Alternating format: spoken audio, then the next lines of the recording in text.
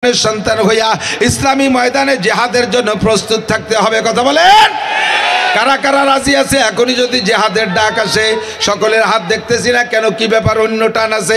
আমলিগ করেন, আমলিগের জায়গায় করেন, বিএনপি করেন, বিএনপির জায়গায় করেন, কিন্তু ইসলামের অস্তিত্ব টিকিয়ে রাখার জন্য যদি ইন্ডিয়ার সাথে লড়াই লাগে করতে রাজি, আমেরিকার সাথে লাগলে রাজি, যে দেশের সাথে লাগবে মুসলমানদের সাথে আমরা মর্দে মুজাহিদ। বলেন ঠিক কি ঠিক না? আমাদের নারায় তাকবীরের ধ্বনি শুনে তারা হতভম্ব হয়ে যাবে। মাত্র কয়জন মৌলবী, হাতে তাদের কোনো বড় ধরনের অস্ত্র নাই, ক্লাসিনকভ রাইফেল, চায়না নর্মাল রাইফেল, এই রাইফেল দিয়ে আমেরিকার মহাশক্তি 42টা রাষ্ট্রের সাথে 20 বছর যুদ্ধ করে মোল্লারা জিতছে না ঠকছে? ঠকছে না জিতছে? একটু বলবেন না, লজ্জাতে হুজুররা যেছে ওই কি মুখ দিয়ে কোয়া যায় নাকি? তোমরা যেত, তোমরা তো যেত না, তোমরা তো ঢুকে যাও সব জায়গা। একটু বিদেশে ক্রিকেট খেলতে যাও, সে জায়গাতে ঘটি কম্বল গুছাই বসতে ভেনে ভেনে বাড়ি চলে আসো। আসার সময় তোমাকে বিমানও দেয় না। জীবনও বাইরে যাই একটা আতল ভাঙ্গা 4 কাপ আনতে পারো না বিশ্বকাপ খেলায়, জিততে তো পারো না।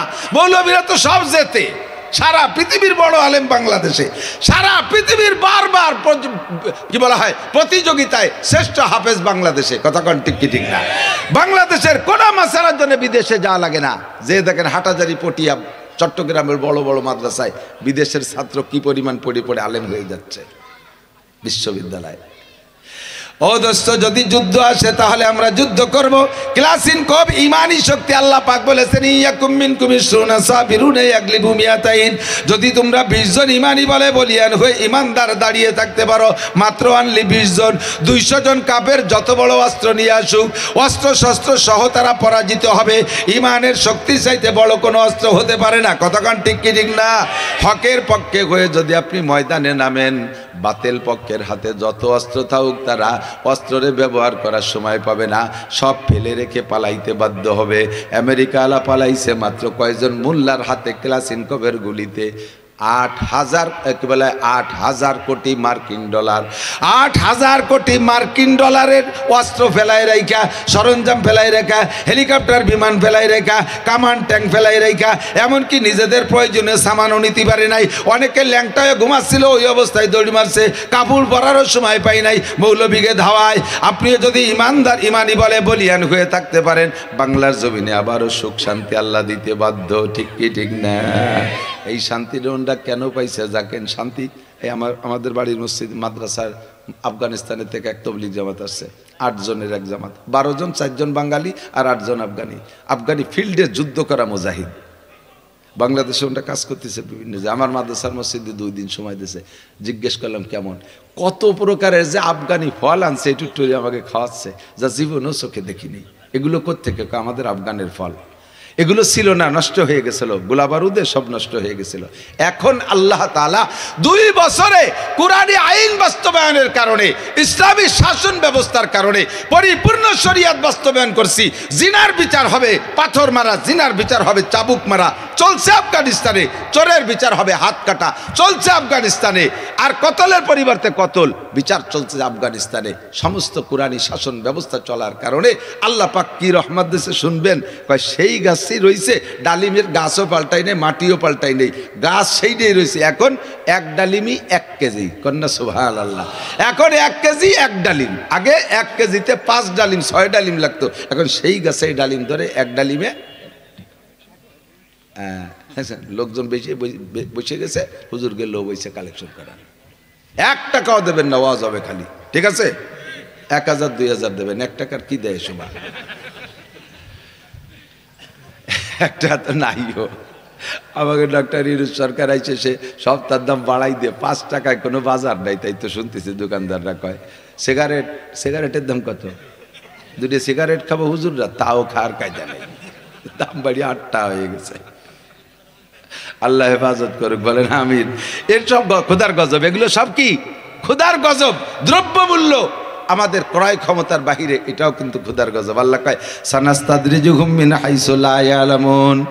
এই ধর্ম কোন দিক দিয়ে টের পাবি রে? দেখছেন আমেরিকা আলারে, আমেরিকা আলা ওই জায়গায় বসে গুটি চালায়, মাঝখানে সন্ত্রাস বানাইছিল ইসরায়েলের নেতানিয়াহুরে, ওর বাহিনীরে। আর মূল মুরব্বী কিন্তু ওই জো বাইডেন। জো বাইডেন আর নেতা ডোনাল্ড ট্রাম্প আসার আগেই পাইচারা দিয়ে দিয়েছে মধ্যপ্রাচ্যে আগুন জ্বালিয়ে দেব। আল্লাহ কয় হ্যাঁ ঠিক আছে, তুমি মধ্যপ্রাচ্যে জ্বালাও আর আমি তোমার এখানে জ্বালাই। একটা মেজার কাঠি লাগে নাই, বাতাসে আর গাছের ঘষায়, বাতাসে আর গাছ আর পাথরের ঘষায় আগুন তৈরি হইয়া কিভাবে মারছে। যারা যুবকরা ফেসবুক দেখে থাকো, তোমরা খেয়াল করছো কিনা জানি না, আফগানিস্তানের ভূখণ্ডের মানচিত্রে দেখো, যে সাইজের ক্যালিফোর্নিয়ার ভূখণ্ডটা সেই সাইজের যতটুক জায়গা পড়ছে, আফগানিস্তান গাজার ভূখণ্ড যেমন যে ম্যাপে, ক্যালিফোর্নিয়ার ভূখণ্ড সেই ম্যাপে হুবহু ততটুক জায়গাকে শেষ করে দিয়েছে। তোমরা পড়াইছো 16 মাস আর আল্লাহ পড়াইছে 1 সপ্তাহ, 2 সপ্তাহ। এরপর আজকে রাত্রে খবর দেখলাম সামনের সপ্তাহে নতুন করে আবার আসতেছে, সেটা আরো ভয়াবহ, তা ঠেকানোর মতো কিছু নাই। সানাস্তাদরিজুহুম মিন হাইসু লা ইয়ালামুন, কোন দিক দিয়ে মারবো টেরও পাবি না, খালি উড়ো আসবে, ডাল কয় দিক পাবি, খালি উড়ো আসবে, উড়ে আসবে, কোপ হতে থাকবে ঠেকা, এক জায়গা নিবে আর এক জায়গা জলে, এক জায়গা নিবে আর দাদির মতো দেখছেন না, কুকসিতি দাই দিচ্ছে ওই মালুম যে বগলের মধ্যে খালি খাই যাচ্ছে, এ জায়গা চারটি দেয় যে কানসিরের এই জায়গা খানিক চাক ধরছে, ঠিক না? এক জায়গা চারটি না চারটি আর এক জায়গা, একে টাইমে 9টা ফ্রন্টে আগুন জ্বলতেছে, নিবেবি কয় জায়গা? আল্লাহ পাক বলেন সানাস্তাদরিজুহুম মিন হাইসু লা ইয়ালামুন, হে যুবক পাগলামি করো না, ইন্না বাতশা রাব্বিকা লাশাদীদ, তুমি তো তাদেরটা দেখে হাসতেছো, তুমি নিজের দিকে তাকাও তো, ইস্তাফতি কলবাক, আমি মাওলানা নাসির আমার দিকে তাকাই, আমি তো বড় হুজুর, একেবারে প্রধান বক্তা সাজাইয়া নারায় তাকবীর দিয়ে আইডি নাড়ের মতো আমার এনে উপরে উঠেছে, আমি আমার খবর জানি, আমারই নিয়ে আমি ভয় পাই, আমি যে অন্যায়গুলো করি আল্লাহ তাআলা যদি ওপেন করে দেয়, সমাজে ইজ্জত তো দূরের কথা, আল্লাহ আমাকে গজব দিয়ে ধ্বংস করে দিতে পারে। মেহেরবান আল্লাহ সত্তার, আল্লাহর এক নাম সত্তার, সত্তার মানে গোপনকারী, আমার আপনার দোষকে গোপন করে রাখছে বিদায় সমাজে মুখ দেখায় ঘুরি, কথা কর না কেন? সাবালেক থেকে নিয়ে পর্যন্ত যাদের বয়স, নাবালেগালারা বাদ, সাবালেক থেকে নিয়ে উপর পর্যন্ত যারা যে বয়স পাইছেন, প্রত্যেকের জিন্দেগিতে এমন অপরাধ করা আছে, আমি চ্যালেঞ্জ, এমন অপরাধ করা আছে যে একটা অপরাধ প্রকাশ পাইলে সমাজে আপনাকে জুতো মারতীয় মানুষে ঘৃণা করত, এমন অপরাধ করা আছে। মেহেরবান আল্লাহ সত্তার নামের ওসিলায় গোপন রাখছে, এই গোপনের ভিতর দিয়ে ক্ষমা চাইয়া আমাকে স্বাভাবিক হয়ে আসতে হবে, গোপনীয়তার ভিতর দিয়ে আমাকে ক্ষমা চেয়ে জায়গায় চলে আসতে হবে, আল্লাহর রহমত নিতে হবে। আফগানিস্তানে যে আল্লাহ রহমত দান করছেন, আগের পুরন ইতিহাস বলতাম, সাহাবায়ে কেরামদের এই করছে, অমুক নবীর জামানায় এই করছে, সমক নবীর জামানায় এই করছে, এগুলো পুরন কিস্সা বলতাম, এখন কিস্সা আর পুরন নাই, সব নতুন হয়ে গেছে, আল্লাহ পাক আবার নতুন করে শুরু করে দিয়েছে। তাকায় দেখো আফগানিস্তানে, যাও গাজায় যাও, আজকে সারা পৃথিবীর সেই ন্যাটো বাহিনী কিন্তু গোপনে গোপনে আমেরিকার সমর্থন করতেছে। গাজা আলাদের কি আছে, মাত্র 42 মাইল লম্বা, 42 কিলোমিটার লম্বা, 12 কিলোমিটার জায়গা, তা তো আমাকে এই আলফাডাঙ্গা, আপনাকে আলফাডাঙ্গা নাকি বলমারি থানার চাইতে ছোট হবে মনে হয়, বলমারি থানা কিন্তু 42 কিলোমিটারের চাইতে বেশি লম্বা, আমার গোপালগঞ্জ 42 কিলোমিটার সে বেশি লম্বা, কাশিয়ারি 42 কিলোমিটার সে বেশি লম্বা, একটা থানার চাইতে ছোট একটা জায়গারে এত বড় মহাশক্তি যে আজকে 16টা মাস মারতেছে, এরপরে এখনো পর্যন্ত কিছুই করতে পারে না সাধারণ পাবলিককে মারা ছাড়া। এই মুজাহিদরা কোন জায়গাতে যে মারে, এরা কোন জায়গাতে যে মারে, লাস্টে তাদের সাথে পরাজয় বরণ করে শান্তি চুক্তি করতে বাধ্য হয়েছে। শুনছেন না, খবর শুনছেন না? এর শান্তি চুক্তি মানে কি, ইসরায়েল হেরে গেছে। একটু নারায়ে তাকবীর, নারায়ে তাকবীর, বিশ্বের মুসলিম সবাই বলতেছেন না, কষ্ট পাইলাম, জবান খুলে সবাই বলেন নাই, আওয়াজে তো টের পাই। মুসলমানদের বিজয় আপনি খুশি না? বিশ্ব নবীর অপমানে যদি নাকাদে তোর মন, মুসলিম নয় মুনাফিক, তুই নবীজির দুশমন। মুসলমানের বিশ্বের যে কোনো জায়গায় একবার মুসলমান যদি বিজয় লাভ করে, ওটা আমার বিজয়। একটা মুসলমান যদি পরাজয় হয়, তাহলে আমার পরাজয়, ঠিক কি ঠিক না? তাকবীর হবে, আনন্দের তাকবীর, নারায়ে তাকবীর। আল কোরআনের আলো, দুহাত উঁচু করে, দুহাত উঁচু করে, আর বক্সিনের সাথে, আল কোরআনের আলো, বিশ্বের মুসলিম এক হও, জিহাদ করো, এক হও, জিহাদ করো, বিশ্বের মুসলিম, নারায়ে তাকবীর। আলেম উলামা যেখানে, আলেম উলামা যে তবলিগে, আলেম নাই যে তাবলীগে, আলেম উলামা যে ইস্তেমায়, আলেম নাই যে ইস্তেমায়। নারায়ে তাকবীর। জাযাকুমুল্লাহ। আল্লাহ সব কজনের বদরি সৈনিকদের সাথে বিনা হিসাবে জান্নাতি করে দিও। বিশ্বের কোন ফ্রন্টে যদি মুসলমান কাফের যুদ্ধ হয়, আল্লাহ আমার একটু শরীক হওয়ার তৌফিক দিও। এই সামনে দিয়ে কয়জন কইছে, পিছন কয়জন ভয় নামা গেল, কত কাজ বাহির হয়েছে। এখনো বিয়ে হলাম না, এরপরে কত জায়গা যোগাযোগ করছে, সে জায়গা একটু সাক্ষাৎ হলো না। আল্লাহু আকবার। আমার বাড়ি সৌদি আরবের এক মুরব্বী ছিলেন, নাম তার আলী মারজুক রেফাই। যুবক খেয়াল করো, আজীব হবা শুনলে। আমার বাড়ি উনি 2 বার আসছে, আমি ওনার বাড়ি কয়েকবার গেছি। সৌদি আরবের জেদ্দায় বাড়ি, বুজুর্গ মানুষ, মুরব্বী প্রবীণ। তো এ আলী মারজুক রেফাই সাহেবের একটা ছেলে এমন খারাপ, রাতের বেলা এই ছবি, যত নেকেট ছবি আছে না, নেকেট বলতে চা তোমরা বোঝো, এই নেকেট ছবি পোস্টারে তৈরি করে মসজিদের দরজায় লাগাইতে আসতো। কোনো ফাঁকে সৌদি আরবের মসজিদ আর আমাদের দেশের মসজিদের মতো হয় কথা নয়, কথা বন্ধ হইতে হয় না। সুযোগ মতো ইমাম সাহেবের সামনে একখান টানাইতে আসতো। আর যা যা করা সব করছে, কিচ্ছু বাদ দেই নেই কোনোভাবে। হেরেম শরীফের, ওদের বাড়ি এলে মক্কার পাশে ছিল। রাব্বা রেফাই সাহেব বলেন যে আজ থেকে 40 বছর আগে আমরা এই বিকেলবেলা হেরেমের মাথা পেয়ে জায়গা বল খেলতাম। সে সময় এত হাজির ভিড় ছিল না, মাঠ খালি ছিল, বল খেলতাম। তো কাবার ইমাম সাহেব দিয়ে তারে ওয়াজ করাইছে, কোনো তা খায় না। লাস্টে যাইয়া হঠাৎ করে কি দিয়ে কি হইলে ছেলেটা পাকিস্তানে পড়তে আসছে, পাকিস্তান বিশ্ববিদ্যালয়। এখানে পড়তে আইসা এই জায়গার থেকে লাইন করিয়া তবলিগওয়ালাদের সাথে যোগাযোগ হয়ে গেছে। তবলিগওয়ালারা কায়দা করে সময়, তবলিগি সময় লাগায় টাকাইয়া, এরপরে ওর ভিতরে জজবা আসছে আফগানিস্তানে যুদ্ধ করতে যাবে। ফাঁকে একবার ছুটি পাইছে, বাড়ি গেছে। বাপ ওর জন্য মেয়ে দেখছে, বিয়ে দেবে। বাপে চাইতেছে যে যুবক আফগানিস্তানে গেলে তো শহীদ, বাপরা তো একটু মায়া করতেই পারে, যাতে বিয়ে দিলি বোট টানে বাড়ি আটকে থাকে, যাতে আর আফগানিস্তানে যাইতে না চায়। এখন ওরে মেয়ে দেখাইছে, মেয়েটে দেখে টেকে পছন্দ টছন্দ করে আংটি টাংটি প্রাথমিক সব কাজ কমপ্লিট হয়ে গেছে। এরপরেও বলতেছে আব্বা আমি একটু আফগানিস্তান পাকিস্তানতে একটা সফর সেরে আসি, তারপরে হবে। এই প্রস্তুতি বাড়ির থেকে নিয়ে গেছে। কিন্তু পাকিস্তানে আইসিয়া ও চিঠি লেখছে, আব্বা আমি দুনিয়ার মেয়ে বিয়ে করব না, আমি জান্নাতি হুর ছাড়া বিয়ে করব না, দুনিয়ার কোনো মহিলা আমি ব্যবহার করব না। আব্বা কাঁদতেছে। এই চিঠি লেখার 1 সপ্তাহ পরে উনি তখন হজে আরাফাতের মাঠে রেফাই সাহেব ওই জায়গায় থাকতে পাকিস্তান থেকে ফোন, আফগানিস্তান থেকে ফোন গেছে, কদ মাতা ইবনুক, কদ শাহিদা ইবনুক, আপনার ছেলে আফগানিস্তানের ময়দানে শহীদ হয়ে গেছে। শহীদ মানে ডাইরেক্ট জান্নাতি। সে জান্নাতি মেয়ে বিয়ে করবে, দুনিয়ার কোনো মেয়ে বিয়ে করবে না। মেয়ে দেখা, অলংকার পরানো, সেই মেয়ের সাথে তার বিয়ে হয় নাই।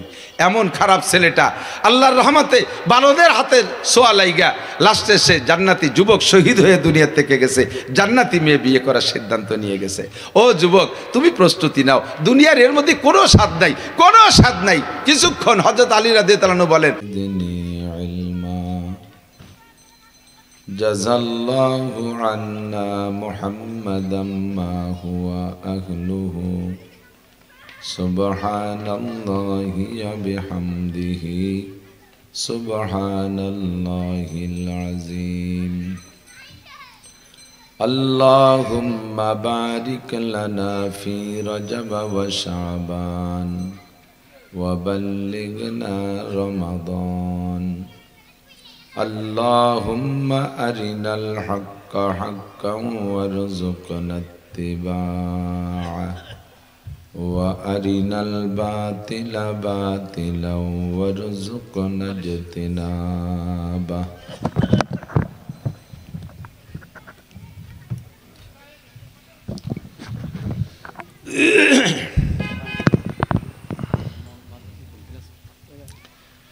একটু দুরূদ শরীফ পড়ি, আল্লাহর রহমত 10 গুণ বেড়ে যাবে।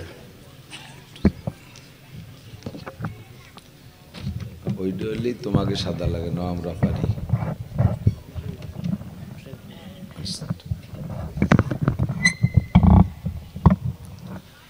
আল্লাহুম্মা সাল্লি আলা মুহাম্মাদিন ওয়া আলা আলি মুহাম্মাদ كما صليت على إبراهيم وعلى آل إبراهيم إنك حميد مجيد اللهم بارك على محمد وعلى آل محمد كما باركت على إبراهيم وعلى آل إبراهيم إنك حميد مجيد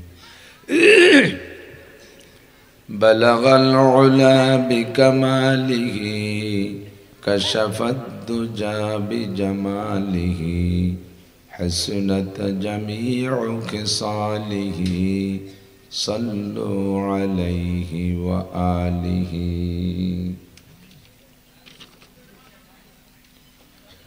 ঐতিহ্যবাহী জামিয়া ইসলামিয়া তালিমউদ্দিন বনমালীপুর মাদ্রাসা এতিমখানা বলমারী ফরিদপুর বাংলাদেশের উদ্যোগে পুরুষ ও মহিলা শাখা পক্ষ থেকে আয়োজিত 33তম বার্ষিক ওয়াজ মাহফিল খতমে কোরআন ও খতমে বুখারী অনুষ্ঠান দিনব্যাপী রাতব্যাপী আয়োজিত মাহফিলের সম্মানিত সভাপতি মাদ্রাসার সুযোগ্য সুদক্ষ মোহতামিম সাহেব হুজুর মুহাদ্দিসিনে কেরাম আসাতেজায়ে কেরাম কমিটির সকল সদস্যবৃন্দ প্রাণপ্রিয় দেশবাসী মাদ্রাসার আজিজ আমতোলাবা এ অঞ্চলের অনেক অনেক উলামায়ে কেরাম আইম্মায়ে মাসাজিদ দূর পর্দার আড়ালে বসে থাকা মা ও বোনেরা দিনের বেলা দিনের কাজ আল্লাহ পাক রব্বুল আলামিন আমাদেরকে জাগতিক সব কাজ কাম ফেলে রেখে হেদায়েতের আশায় গুমরাহির ভয়ে সওয়াবের আশায় গুনার ভয়ে জান্নাতের আশায় জাহান্নামের ভয়ে শিরিক ও কুফর মুক্ত ঈমান গড়ার লক্ষ্যে জাগতিক সকল প্রকার ফিতনা ফাসাদ থেকে বেঁচে নবীওয়ালা আদর্শের প্রশিক্ষণ দেওয়ার জন্য এই জান্নাতি ময়দানে আসার বসার তৌফিক এনায়াত করেছেন শুকর আদায় করে নিই আলহামদুলিল্লাহ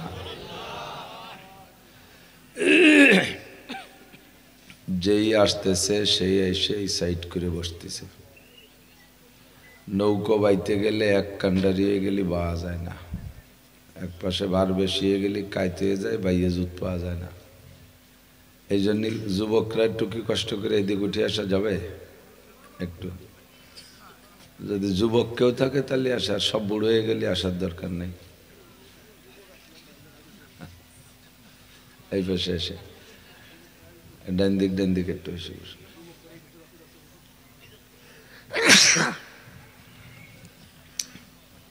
আর একটু আগে আগে বসলে আপনাদের আগ্রহ বোঝা যাবে যে আওয়াজ শোনার আগ্রহে আছেন খাইতে বসলে যদি খানেওয়ালার ভিতরে আগ্রহ ভাব দেখা যায় তাহলে খাদেমদার খাওয়াইও স্বাদ পায় যা আছে তা দেয় যা ভিতরে আছে তাও নিয়ে আসে আর যদি বসার ভাবে কেমন ওয়ানেহা বাপ তখন তরকারি দুই একটা দিয়েই বাদ দিয়ে দেয় যে না একে খাওয়ায় স্বাদ আসছে না আপনাদের বসার ভাবেই বোঝা যাবে যে চাহিদা কেমন বেশিক্ষণ কষ্ট দেওয়া হবে না আসরের আগ পর্যন্ত ইনশাআল্লাহ 4টে পর্যন্ত আমার আবার অনেক দূরে প্রোগ্রাম রয়েছে আল্লাহ পাক রব্বুল আলামিন সবাইকে ভালো রাখুক সুস্থ রাখুক সবাই বলি আমিন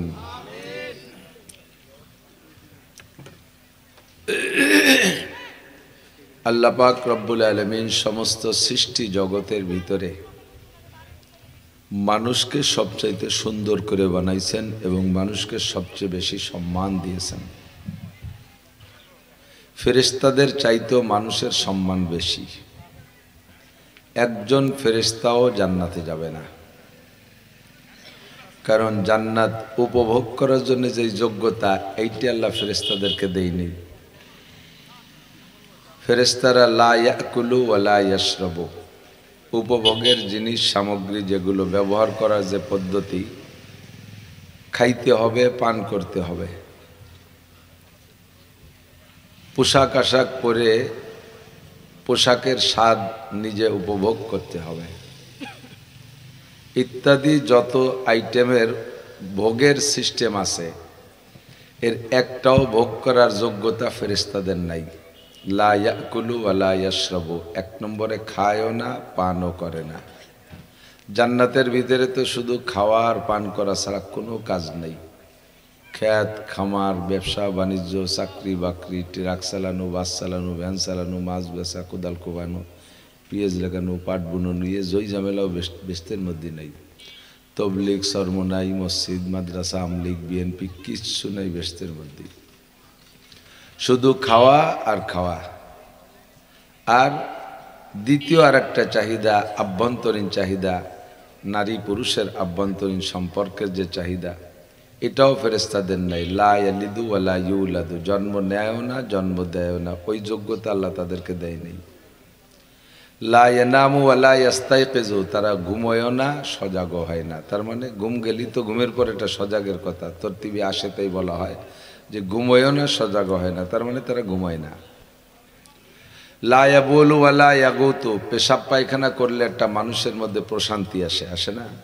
প্রচুর পেশাবের চাহিদা, যদি না করতে পারেন কত অশান্তি, করতে পারলে কত শান্তি। প্রচুর পায়খানার চাপ আসছে, যদি না করতে পারেন মহা বিপদে তো মাঝে মাঝে জীবনে দুই একবার পড়ছেন, আর মোটে কাপড় সামলানো যায় না, বসারও জায়গা নাই, চোখ লাল হয়ে যায়, মাথা হিট হয়ে যায়। এই সময় যদি পায়খানা করা যায় তাহলে কত শান্তি না?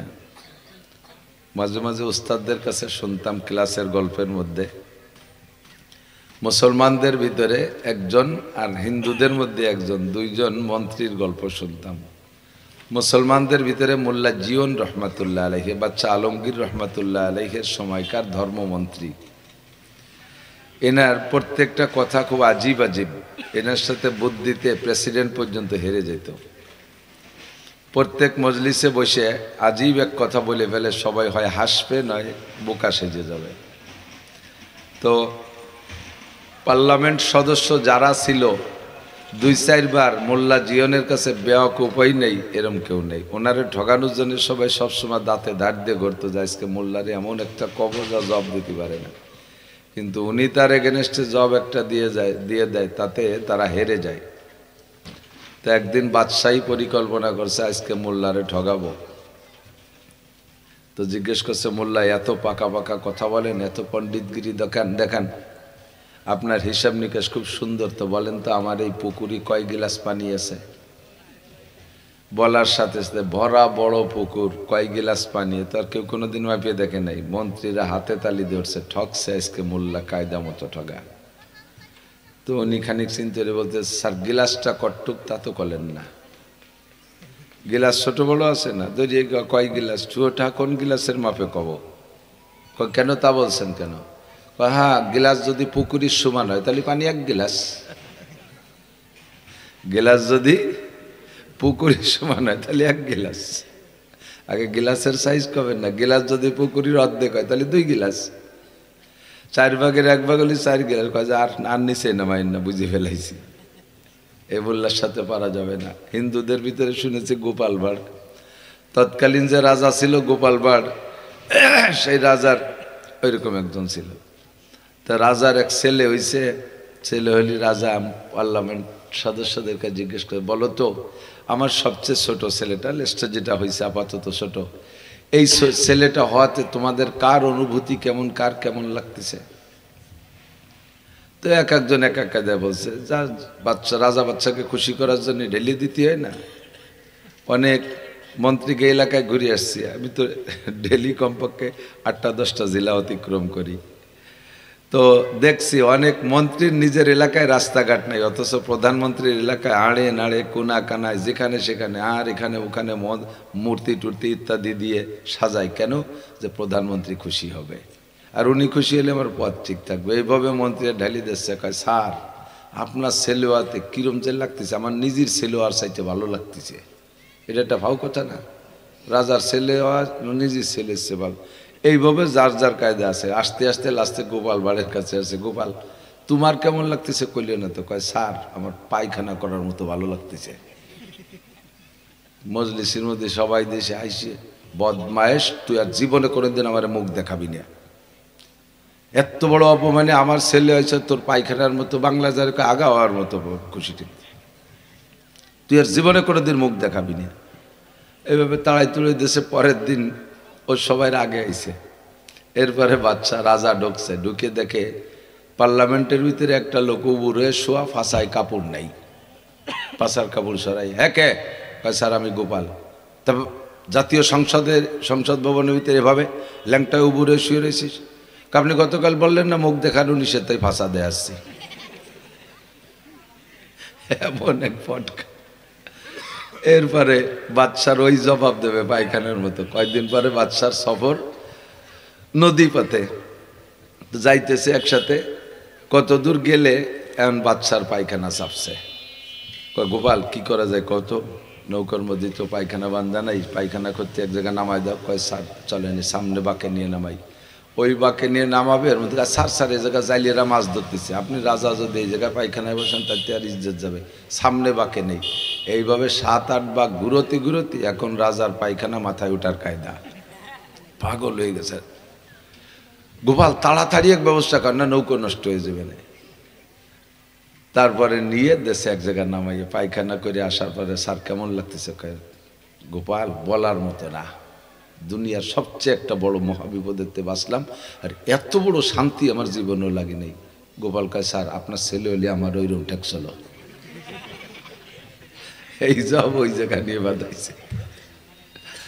তো পায়খানা করার শান্তি, পেশাব করার শান্তি, স্বামী স্ত্রী ব্যবহারের শান্তি, খানা দানার শান্তি, প্রচণ্ড ক্ষুধা। আর মাত্র 1 মাস কয়েকদিন পর রোজা আসতেছে। রোজায় যেদিন পরিশ্রম বেশি হয়, ইফতারিতে স্বাদ সেদিন বেশি হয়, ঠিক না? মানুষের জীবনে যত খানা খান, যত তরি তরকারি খান, সবচেয়ে ভালো তরকারির নাম কি? ক্ষুধা। সবচেয়ে ভালো তরকারি কি? ক্ষুধা। পেটে যদি কায়দা মতো ক্ষুধা থাকে তাহলে পান্থা মতো লবণ ছাড়া 3 থাল মারিয়ে দেওয়া যায়। আর পেট যদি ভরা থাকে বিরিয়ানি বলে আর একদিক ফিরে তৈছে, ফিরে কাইতে ঘুরিতে আর একদিক খাতি মনে চায় না।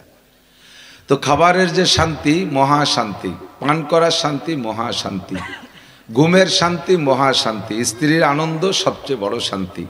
এমন করে যত সুখ শান্তি আছে, একটা সুখ শান্তিও ফেরেশতাদের উপভোগ করার মতো যোগ্যতা নাই। এজন্য একজন ফেরেশতাও জান্নাতে যাবে না।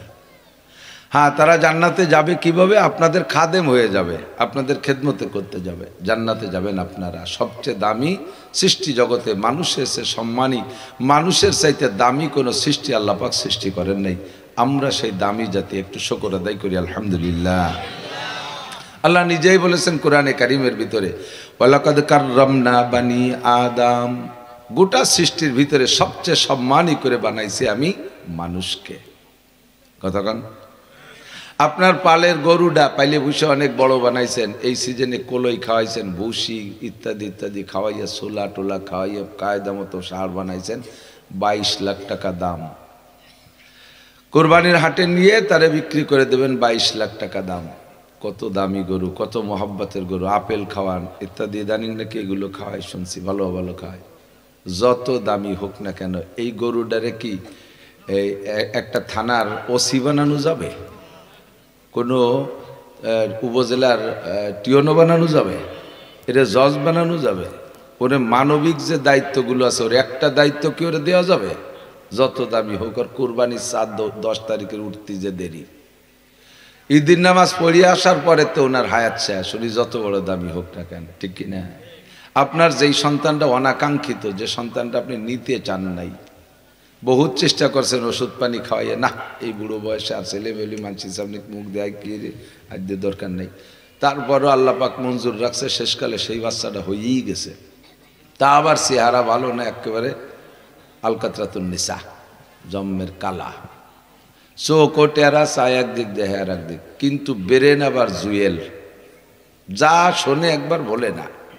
টপাটপ করে প্রত্যেক ক্লাসেই first class first, golden A plus, first class first, golden A plus. মাদ্রাসায় দিয়েছে মাত্র 2 মাসে হাফেজ হয়ে গেছে, 6 বছরে বিখ্যাত মুহাদ্দিস। জেনারেল পড়ছে, তাতে আবার কামেলি যে ফার্স্ট ক্লাস ফার্স্ট, বিশ্ববিদ্যালয়ে ভর্তি, সেখানে ফার্স্ট ক্লাস ফার্স্ট।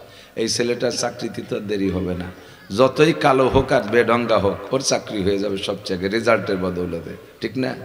দেখতে ভালো না, ঠ্যাং একখান খোলা, চোখ একটা টেরা, চেহারা কালো, অনাকাঙ্ক্ষিত সন্তান, তারপরও এটাকে দিয়ে একসময় হতে পারে বাংলাদেশের প্রেসিডেন্টও হয়ে যেতে পারে, ঠিক কিনা? অত দামি গরুটা কুরবানির সাত পর্যন্ত শেষ, আর আপনার এইটা দেশে অনেক সেবা খেদমত করবে। এভাবে বহুত প্রমাণ আছে। এজন্য আল্লাহ বলেন ওয়ালাকাদ কাররামনা বানি আদম, গোটা সৃষ্টির ভিতরে বনি আদমকে আমি নিজ হাতে সম্মানই করে বানাইছি। আর কেউরে বানাইতে তো আদতেই নেই, তো নিজের হাত দিয়ে বানানো জিনিসের প্রতি দরদ আলাদা। এই যে বাজারেতে আম কিনে খান, বাজারি আম যত ভালো আম হোক কেনেন না কেন, আপনি একটা ল্যাংড়া গাছ, রূপালী গাছ লাগাইছেন, হিমসাগর লাগাইছেন, ওতে যদি দুটি আম হয়, বাজারের আম তার চেয়ে ভালো হলেও নিজের গাছের দুটি যখন ছিঁড়ে খান, কাইটে একটু একটু পিস পিস করে সবাই ভাগ করে নেন না, আমিও তো লাগাইছি, বাড়ি আম নিয়ে দেই, কাইটে ওইটি একটু একটু করে দেয়। অথচ এত আম কিনে নিয়ে আসছে, তাও ওইভাবে যত্ন সহকারে দেয় না। নিজের হাতের লাগানোটার স্বাদই আলাদা। আল্লাহ পাক বলেন সব সৃষ্টি করেছে আমি কোন শব্দ দিয়া? মানুষ বানাইছে আমি হাত দিয়া। কোরআন শরীফের আয়াত। ইবলিসকে যখন সিজদা করতে বলছে, ইবলিস সিজদা করে নাই। আল্লাহ পাক বলেন ইয়া ইবলিস মা মানাকা আন তাসজুদা ইজ আমারতুকা লিমা খলাকতু বিয়াদাইয়া। ইবলিস, সব কিছু বানাইছি তো কোন কই, একটা মানুষকে আমি আদ্যে বানালাম, আর তাকে একটা সিজদা দিতে বললাম, তুই দিলি না কেন? ফেরেশতারা তাই সিজদা দিল, তুই কেন দিলি না? আমি তো এরা হাত দিয়ে বানাইছি। ইবলিস তো ইবলিস, গাইও গাড় বেকা মস্তান, ও কয় এটা আমার দ্বারা সম্ভব না, আনা খায়রুম মিনহু, আমি তো ওর চেয়ে ভালো। আল্লাহ বলেন কিভাবে তুমি ভালো? দলিল কি? কয় দলিল টলিল না, আমার কাছে যুক্তি আছে। খালাকতানি মিন নার ওয়া খালাকতাহু মিন তিন, তুমি তারে বানাইছো মাটি দিয়া, আমারে বানাইছো আগুন দিয়া। আগুন আর মাটি এখানে ছেড়ে দাও আল্লাহ, তোমারই সৃষ্টি, দুনিয়ার কোনটা কোন দিক যায়? মাটি ছেড়ে দিলে নিচেই চলে যায়, তার গতি নিচে। আগুন ছেড়ে দিলে উপর দিক যায়। তো ঊর্ধ্ব গতিওয়ালা কখনো নিম্ন গতিওয়ালার কাছে সারেন্ডার করতে পারে না, মাথা নত করতে পারে না, এটা অসম্ভব। ওসি কোনোদিন একজন কনস্টেবলকে চেয়ার ছেড়ে দেয় না, এসপি কখনো ওসিরে চেয়ার ছেড়ে দেয় না, ডিআইজি কখনো এসপিরে চেয়ার ছেড়ে দেয় না, আইজি কখনো ডিআইজিরে চেয়ার দেয় না। আমি কেন ঊর্ধ্বগতির ব্যক্তি হইয়া নিম্ন গতিওয়ালার সামনে আত্মসমর্পণ করবো, মাথা নিচু করবো? এটা সম্ভব না। আল্লাহ তুমি যখন যুক্তি পেশ করলে, আমার হুকুমের উপর দিয়ে তোমার যুক্তি পেশ করলে, ফাখরুজ বের হ, আমার কাছে যুক্তিবাদীর খানা নাই, বেরো। ফাখরুজ ইন্নাকা রাজিম, বের হয়ে যা, তুই চিরবিতাড়িত, কোনোদিন আমার কাছে আসবি না। আমি মানুষকে বানাইছি বড় সম্মান করে, এদেরকে দিয়ে জান্নাত ভরবো, আমি এদেরকে জান্নাত দিয়ে নিজেও তৃপ্তি পাবো। আমার বান্দা যখন জান্নাত পেয়ে আমার শুকর আদায় করবে। আপনারা যখন জান্নাতে যাবেন, তখন জান্নাতে যে কি বলবেন জানেন? সব নিয়ামত আল্লাহ আপনাদেরকে বুঝিয়ে দিবে। সবচেয়ে গরিব জান্নাতি, যে সবচেয়ে গরিব, গরিব মানে জান্নাতের দিক দিয়ে গরিব, ছোট জান্নাত পাইছেন, তাকেও আল্লাহ তাআলা এই দুনিয়ার মতো 10-11টা দুনিয়া সমপরিমাণ জমি দিয়ে দেবে। এত জমিতে কি করব? জমিতে করা লাগে না কিছু, তোমারও তো দুনিয়ায় বাইসে থাকতে এত জমি লাগে না। তুমি তো 2 কাঠা 5 কাঠা জমির রিদানলি সারা বছর খাইয়ে বাঁচতে পারো, তুমি আবার 50 বিঘা কেন কে? তোমার ছোট্ট একটা দোকান হইলে তাতে যে ইনকাম হয়, তাতেই তুমি ছেলে মেয়ে খেয়ে বাঁচতে পারো, তুমি ইন্ডাস্ট্রিজ করো কে? আর করছো একটা করছো তো 40টি করো কে? এত কি তোমার লাগে? প্রাচুর্যের একটা স্বাদ আলাদা, অনেক থাকার একটা স্বাদ আলাদা। আমার অনেক আছে, ব্যবহার যা করি না করি, বরঞ্চ বড় লোকরা আরও ব্যবহার কম করে। কতক্ষণ কিসেন ডাঙ্গাইতে আইছে, বড় কান্দা খাড়া ডিসির গলা ঢিস মারিয়ে দেয়, নুন ছাড়া আগেই খাই বেলায় দেয় 1 ডিশ। আর বড় লোকটা প্লেটের সাইডে ভাত দেয়, টুয়াই খাইয়ে আদা বিদে খেয়ে থুয়েছিল, না খাতিয়ে মনে যাচ্ছে না। আর সব ডাক্তাররা নিষেধ করে দিয়েছে, দুধ খাবা না, মাছ খাবা না, ডিম খাবা না। ডিম বাড়ি পরানো চালি কুসুম বাদ্য উপরে পাতলা পানিটুক খাবা, ঠিক না? কলাটা অর্ধেক খাবা, পুরো কলা খাতে পারবা না। আপেলের 1 পিস, আমের 1 পিস, খেজুর খাবা 8 কোন। আর মিষ্টির দোকানের সামনে দিয়ে হাট পাড়া, তাহলে ডায়াবেটিস সামনে দিয়ে গেলেও 32 আছে তার এত, কিন্তু খাওয়ার কায়দা নাই কতক্ষণ। আর আপনারা গ্রাম্য পাবলিক সাইলিয়ে বেলায় দিচ্ছেন, এক দাঁড়ছে সকালবেলা যাইয়ে মেরিয়ে দিচ্ছেন সাপ, আবার গলা সমান লোড দিয়ে কাজ করতেছেন। কি মজা যে আপনাদের, তা তো বলার না। বড় লোকে 1000 পাওয়ারের বড়ি খাইয়ে তাদের ঘুম হয় না, আর আপনারা ওই কাজ করতে করতে বিলির ভিতরে ইজেল গাছতলা গামছা একখান বিছিয়ে ডেলা একটা মাথার তালে দিয়ে শীত হয়ে শুয়ে রয়েছেন। কীভাবে আল্লাহ নাক ডাক ঠেলায় পুরো মাঠ কাঁপিয়ে যাচ্ছে ঘুমের ঠেলায়। কি মজার ঘুম না? সব সুখ শান্তি কিন্তু গরিব মানুষের, বড় লোকের কোনো শান্তি নেই। আল্লাহু আকবার। আল্লাহ কয় ওয়ালাকাদ কাররামনা বানি আদম, বনি আদমকে সবচেয়ে সম্মান করে বানাইছি আমি, এদেরকে নিজ হাত দিয়ে বানাইছি সম্মানী তোমরা। ও ইবলিস তুই সিজদা করিস নাই বিদায় ফাখরুজ ফা ইন্নাকা রাজিম, তুই চিরবিতাড়িত। এতদিন জান্নাতের ভিতরে সব জায়গা তোর যাওয়ার অধিকার ছিল, ঘুরে ফিরে বেড়াইছিস, আর জীবনে কোনোদিন জান্নাতের মধ্যে 1 সেকেন্ডের জন্য ঢুকতে পারবি না। বের করে দিয়েছে। তো আল্লাহ তাআলা বড় আদর যত্ন করে বানাইছেন, আমরা সম্মানী। কথা কি বোঝা গেছে নাকি? সবচেয়ে দামি আমরা না? আপনারা যখন এই ওয়াজ শুনতে আসছেন না, যেই ফেরেশতারা জীবনও গুনার কল্পনাও করে না, গুনাহ বোঝেই না। কারে কয় গুনাহ? গুনাহ ফেরেশতারা বোঝেই না। এই নুরানি রোহানি বেগুনা মাসুম ফেরেশতারা আপনাদের আসার সময়, আবার যখন বাড়ি চলে যাবেন, পায়ের নিচে নূরের পর বিছিয়ে দেবে। আসছেন সে সময় বিছিয়ে দিয়েছে তো দেখতে পারি নাই, আবার যার সময় দেখতে পারবো না, কিন্তু নিচে নূরের পর বিছানো থাকবে। ফেরেশতারা বিছে আপনাকে অনার করবে, স্বাগতম জানাবে, মোবারকবাদ জানাবে, তুমি বড় দামি, তোমারে সম্মান করতে আল্লাহ আমাকে পাঠিয়েছে। তাহলে আমি আপনি কত দামি? এই দামি মানুষকে আল্লাহ না খাওয়ার কষ্ট, রোগ শোকের কষ্ট, মালি মামলার কষ্ট, বিভিন্ন প্রকার দুশ্চিন্তা, তারপরে বিভিন্ন প্রকার বালা মুসিবত, সিডার, সুনামি, নার্গিস, আইলা, আমপান, বুলবুল, ফানি, দানা, এই কড্ডুরির নাম তো মুখস্থ আছে আমাকে। এই কয় বছরের মধ্যে গেছেন এগুলো? আর পুরনিরা তো ঘূর্ণিঝড় আছেই, কালবৈশাখী ঝড়, তারপরে করোনা, মরোনা, ডায়াবেটিস, কত রোগ দিয়ে মানুষকে আল্লাহ সাইজ করতেছে। এরপরে একে অপরকে মারামারি লাগাই দিচ্ছে, একদলে আর এক দলকে মারতেছে, খুনোখুনি করতেছে। এই যে জয় ঝামেলা, খুব লক্ষ্য করতে হবে কথাগুলো। এত সম্মানী মানুষকে আল্লাহ তাআলা দুনিয়ায় ফেলাইয়া রকমারি আজাব গজব বালা মুসিবত কেন দিচ্ছেন? এই কথাটা একটু খুঁজে বের করতে হবে। আপনি অনেক যত্ন করে এবারে খেলা বোঝা বলতে সুবিধা। এবার দেখেন বর্তমানে তরি তরকারির দাম একেবারে ডাউনই আছে না?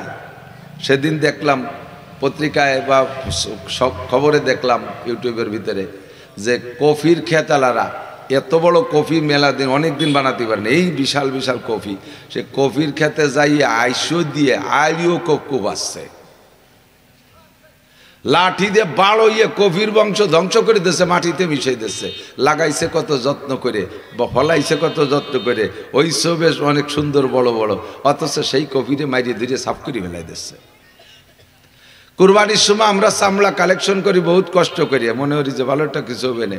গত বছরও আমার মাদ্রাসায় যে কটা চামড়া হয়েছে তার 40টা সে জায়গার কাছে বেচছি চামড়া, তাকে কোনো মতো বেচতে পারলাম না, নেলই না, ফিরিও নেবে না। শেষে করলাম যে একটু এই গাড়িতে নিয়ে ওই পাশে একটু গাঙ্গে ভেলাই দিয়ে যাও, এই জন্য একটু নাও, কয়না তাহলে আর 2টা চামড়া ভাও দিতে হবে, আইডিয়ার চামড়া 2টা ভাও দিতে হবে, 40টা গাইস চামড়া গাঙ্গে ভেলাই দেবে, এর বিনিময়ে 2টা আইডিয়ার চামড়া ভাও দিতে হবে। যেই চামড়া আজ থেকে 15, 16, 18 বছর আগে 2700, 2800 টাকা বেশি, সব জিনিসের দাম ডেলি ডেলি বাড়ে, খালি চামড়ার দামই কমে। কতক্ষণ? আর এই মোবাইলের সিমের দামও কমছে। সিম তো আগে মেলাটা আসলো, সিম যাই দিয়ে জাতিরে ক্ষতি করা যায় সেইগুলোর দাম কমে, তো চামড়ার দাম এরকম কমছে। শেষে রাগ করে বলছি যে আগামীবার চামড়া যদি এইরকম দাম হয়, ও কয়বর খুঁজে মাটি দিয়ে ধুয়ে দেবো, ও বেচবো না। এত দামি চামড়া বিক্রি করে মাদ্রাসার খরচের অর্ধেক বছরের খরচ আমরা কামাই করছি, আর সেই চামড়ার দাম নাই, তারে শেষ করে ফেলাই দেবো। কেন করি? সব কিছু মিলে একটা জবাব। পাট মাঝে মাঝে এত কম দাম হয়ে যায়, যেই পাটের নাম সোনালী আঁশ, পাট বাংলাদেশে সোনার বাংলা সোনালী আঁশ, পাটের নাম সোনালী আঁশ। সেই পাট দরিয়া কৃষকরা বাজারে আনছে, ওই জায়গা খালের মধ্যে ফেলাই দিয়ে গেছে, ব্যস্তই না, দাম নাই, কোনো দাম নাই। তো এই যে দামি দামি সম্পদের সাথে এই আচরণ কেন করি? ওই সম্পদের থেকে, ওই ফসলের থেকে যা আমার উদ্দেশ্য, যা আমার চাহিদা, তা আমি পাই না বিদায় তার সাথে আমি এমনই আচরণ করি। ওরে বাড়ই মারি ফেলাই দেবো, কাইটে কুপাই টুকরো টুকরো করে ফেলাবো, খালে ফেলাই দেবো, কবর খুঁজে ফেলাবো, দাফন করে দেবো, আগুন দিয়ে পোড়ায় দেবো, ওর রাখবই না, শেষ করে ফেলাবো। কেন? তার থেকে আমার যে আশা ছিল সে আশা আমার পুরো হচ্ছে না। আল্লাহ পাক রব্বুল আলামিন বলেন, মানব জাতিকে বানাইছি আমি সবচেয়ে সম্মানী করে, এদের জন্য রেখেছি জান্নাতিন তাজরি মিন তাহতিহাল আনহারু খালিদিনা ফিহা আবাদা। ওয়ালাকুম ফিহা মা তাশতাহি আনফুসুকুম ওয়ালাকুম ফিহা মা তাদউন নুজুলাম মিন গফুরির রহিম। তোমাদের জন্য বানাইছি জান্নাতুল ফেরদাউস, তোমাদের জন্য বানাইছি 8টা জান্নাত। এই জান্নাতের মধ্যে সবই আছে পরিপূর্ণ। তার ভিতরে 4টে নদী থাকবে প্রত্যেকের জান্নাতের ভিতরে।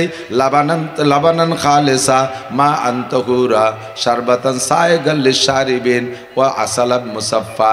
1 নম্বরে পিওর পানির নদী, 2 নম্বরে দুধের নদী, 3 নম্বরে মধুর নদী, 4 নম্বরে শরবতের নদী। হাজার হাজার রকমের ফল থাকবে। প্রত্যেক একটা ফলের ভিতরে 100 প্রকারের ফলের স্বাদ থাকবে। একটা ফলকে চাবাবেন আর 100টা চাবানি দেবেন, 100 প্রকার ঘেরান আর স্বাদ আপনি পাইবেন। আপনাকে প্রথম পুরুষরা যেদিন জান্নাতে যাবেন, একজন পুরুষকে আল্লাহ 72 জন করে স্ত্রী দান করবে, যাদের নাম হলো হুরুন আইন। এত সুন্দরী, এত রূপসী একজন জান্নাতি নারীর কেনিয়াঙ্গুল যদি দুনিয়া বাসায় দিত, এই সূর্যটার আলো তাদের রূপের সামনে নিভে যাইত, সূর্যের আলো আকে যে হয়ে যাইত তাদের রূপের সামনে। লাউ বাদাকাত ফিল বাহরে লাকানাত আহলা মিনাল আসাল। একজন জান্নাতি নারী যদি তার জিহ্বা থেকে 1 ফোঁটা লালা দুনিয়ার পানিতে ফেলে দিত, সারা দুনিয়ার পানি মধুর চাইতে মিঠা হইয়া যাইত। আপনাদের জন্য এই বিশাল জান্নাত আল্লাহ পাক রব্বুল আলামিন তৈরি করে রেখেছেন। আপনারা বড় সম্মানী, কিন্তু আপনাদের সাথে আল্লাহ পাক আযাব, গজব, বালা, মুসিবত, সিডার, সুনামি এত কিছু দিয়ে আল্লাহ পাক সাইজ কেন করে? এই কেনটার জবাব জিজ্ঞেস করতেছে আল্লাহ পাক রব্বুল আলামিন। বলেন, জহরাল ফাসাদু বিল বাররি ওয়াল বাহরি বিমা কাসাবাত আইদিন নাস। আরে নোয়াখালীতে বন্যা হয়, সিলেটে বন্যা হয়, সুনামগঞ্জে বন্যা হয়। আমি 2 দিন সুনামগঞ্জ ছাতক ওই এলাকায় দিয়ে গতকালকে করছি 3টি, আগের দিন করছি 5টা। সেই বন্যায় রাস্তাঘাট ভাঙ্গে তছনছ করে ফেলাইছে। বিশাল এলাকা পানির নিচে ডুবে যায়। পরপর 2-3 বছর যাইতেছে এমন করে। আমরা 88-তে ডুবছি, 98-তে ডুবছি, আবার 2007 সালও মোটামুটি এক বন্যা হয়ে গেছে। মাঝে মাঝে ঝড় বৃষ্টি হইয়া দেশকে তছনছ করে দেয়। সারা দুনিয়াটা জুড়ে করোনায় আল্লাহ পাক মানুষকে কিভাবে পর্যদস্ত করেছেন। এরপরে একে অপরে যুদ্ধ লাগাইয়া, ফিলিস্তিন, গাজা, ইসরায়েলের সাথে যুদ্ধ লাগাইয়া, আবার লেবাননের সাথে যুদ্ধ লাগাইয়া, সিরিয়ার সাথে যুদ্ধ লাগাই তোমাদেরকে আমি শায়েস্তা করি কেন? ঘূর্ণি জল কেন হয়? বালা মুসিবত কেন হয়? তুমি জেনে নাও। আমি আল্লাহ তোমাদেরকে বানাইছি এভাবে ধ্বংস করার জন্য না, কিন্তু তোমাদের থেকে যখন আমার উপযুক্ত চাহিদা না পাবো, তখনই তোমাদের হাতের কামাই কর্মফল হিসেবে আমি আল্লাহ তাআলা পদে পদে আযাব গজব দিয়ে ধ্বংস করে দেব।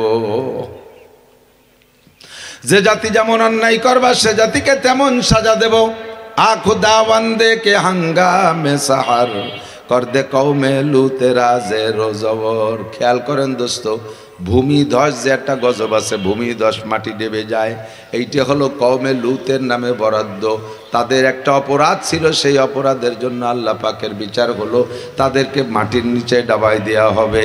তাদের অপরাধ ছিল, লক্ষ্য করি, যেটা এখন সারা পৃথিবী জুড়ে একটা আন্দোলন চলতেছে, ওইটাকে বাস্তবায়ন করার জন্য বলতেও ঘৃণা লাগে, লজ্জা লাগে, সেটার নাম হলো সমকাম। পুরুষে পুরুষে যৌন চরিতার্থ করে লুতের স্বভাব ছিল। ইব্রাহিম আলাইহিস সালাতু ওয়াস সালামের ভাগ্নে লুত আলাইহিস সালাম।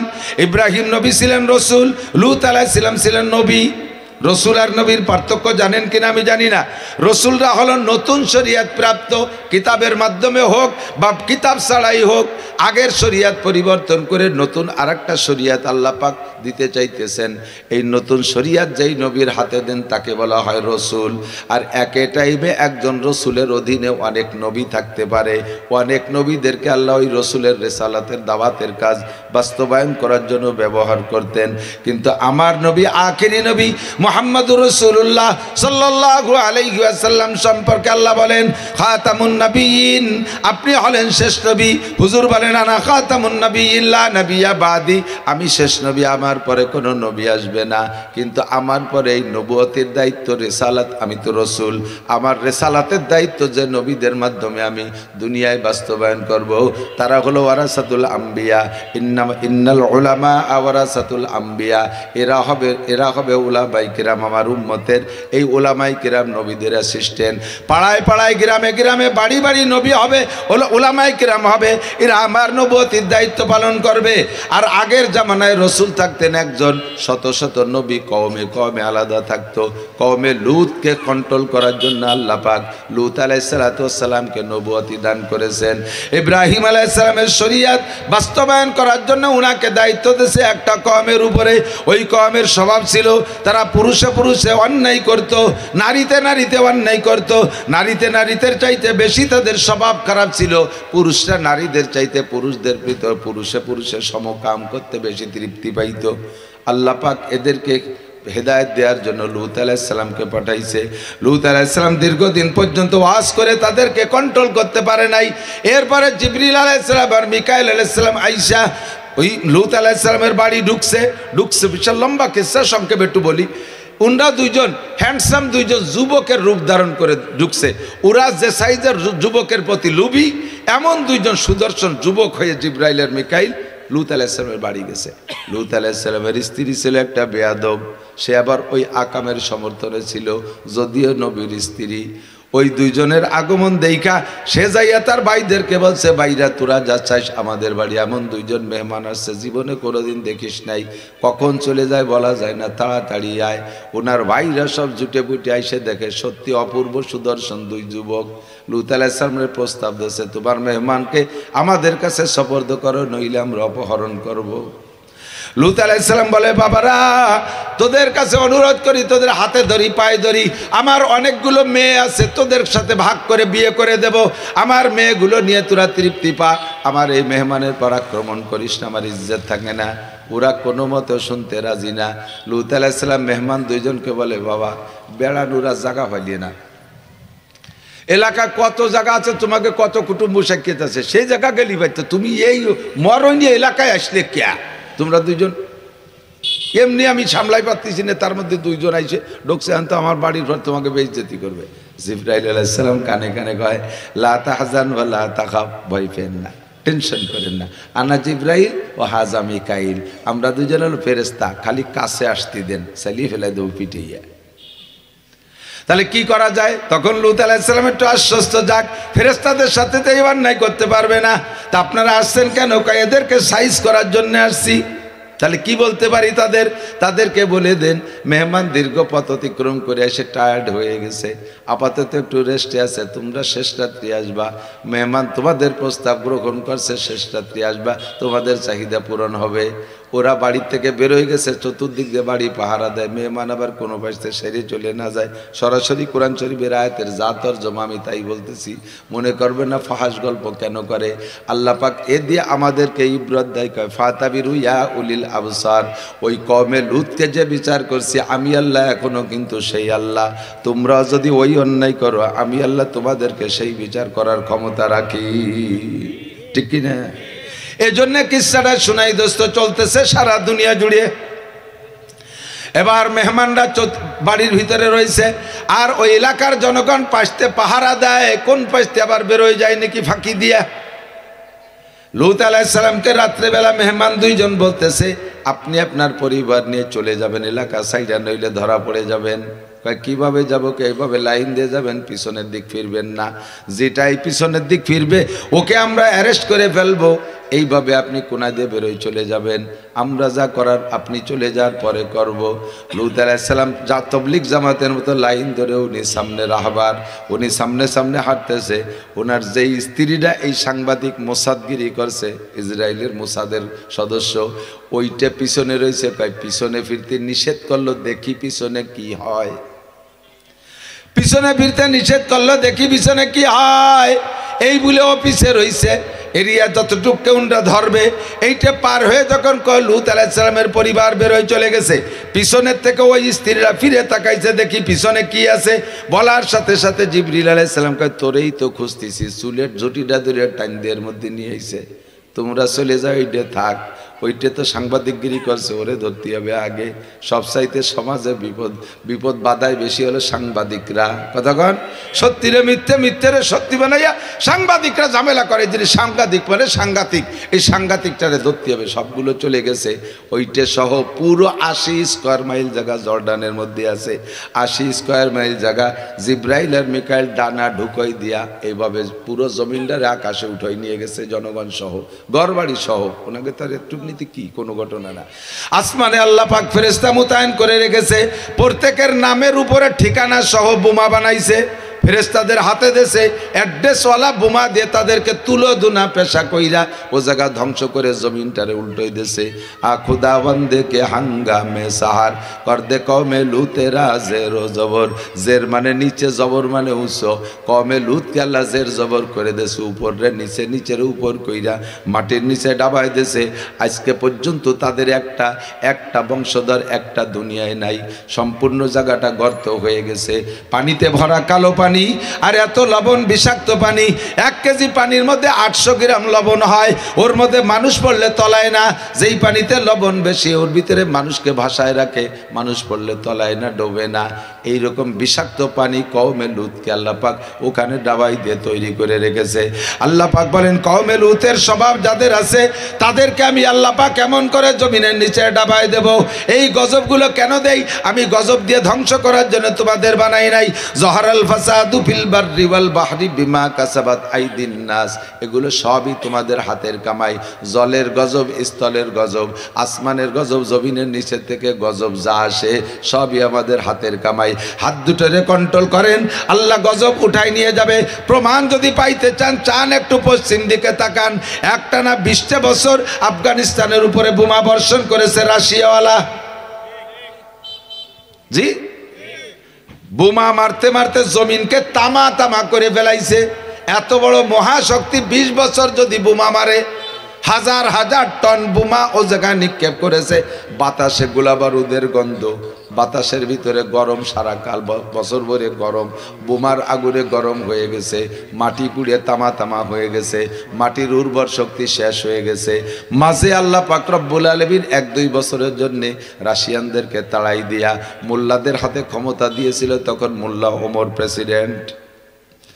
আবার পশ্চিমে শকুন আমেরিকানরা তাকাইছে, এ মোল্লারা তো দুনিয়া আবার আলাদা কিছু বাস্তবায়ন করে ফেললো, কাজেই মোল্লাদের ধ্বংস করতে হবে।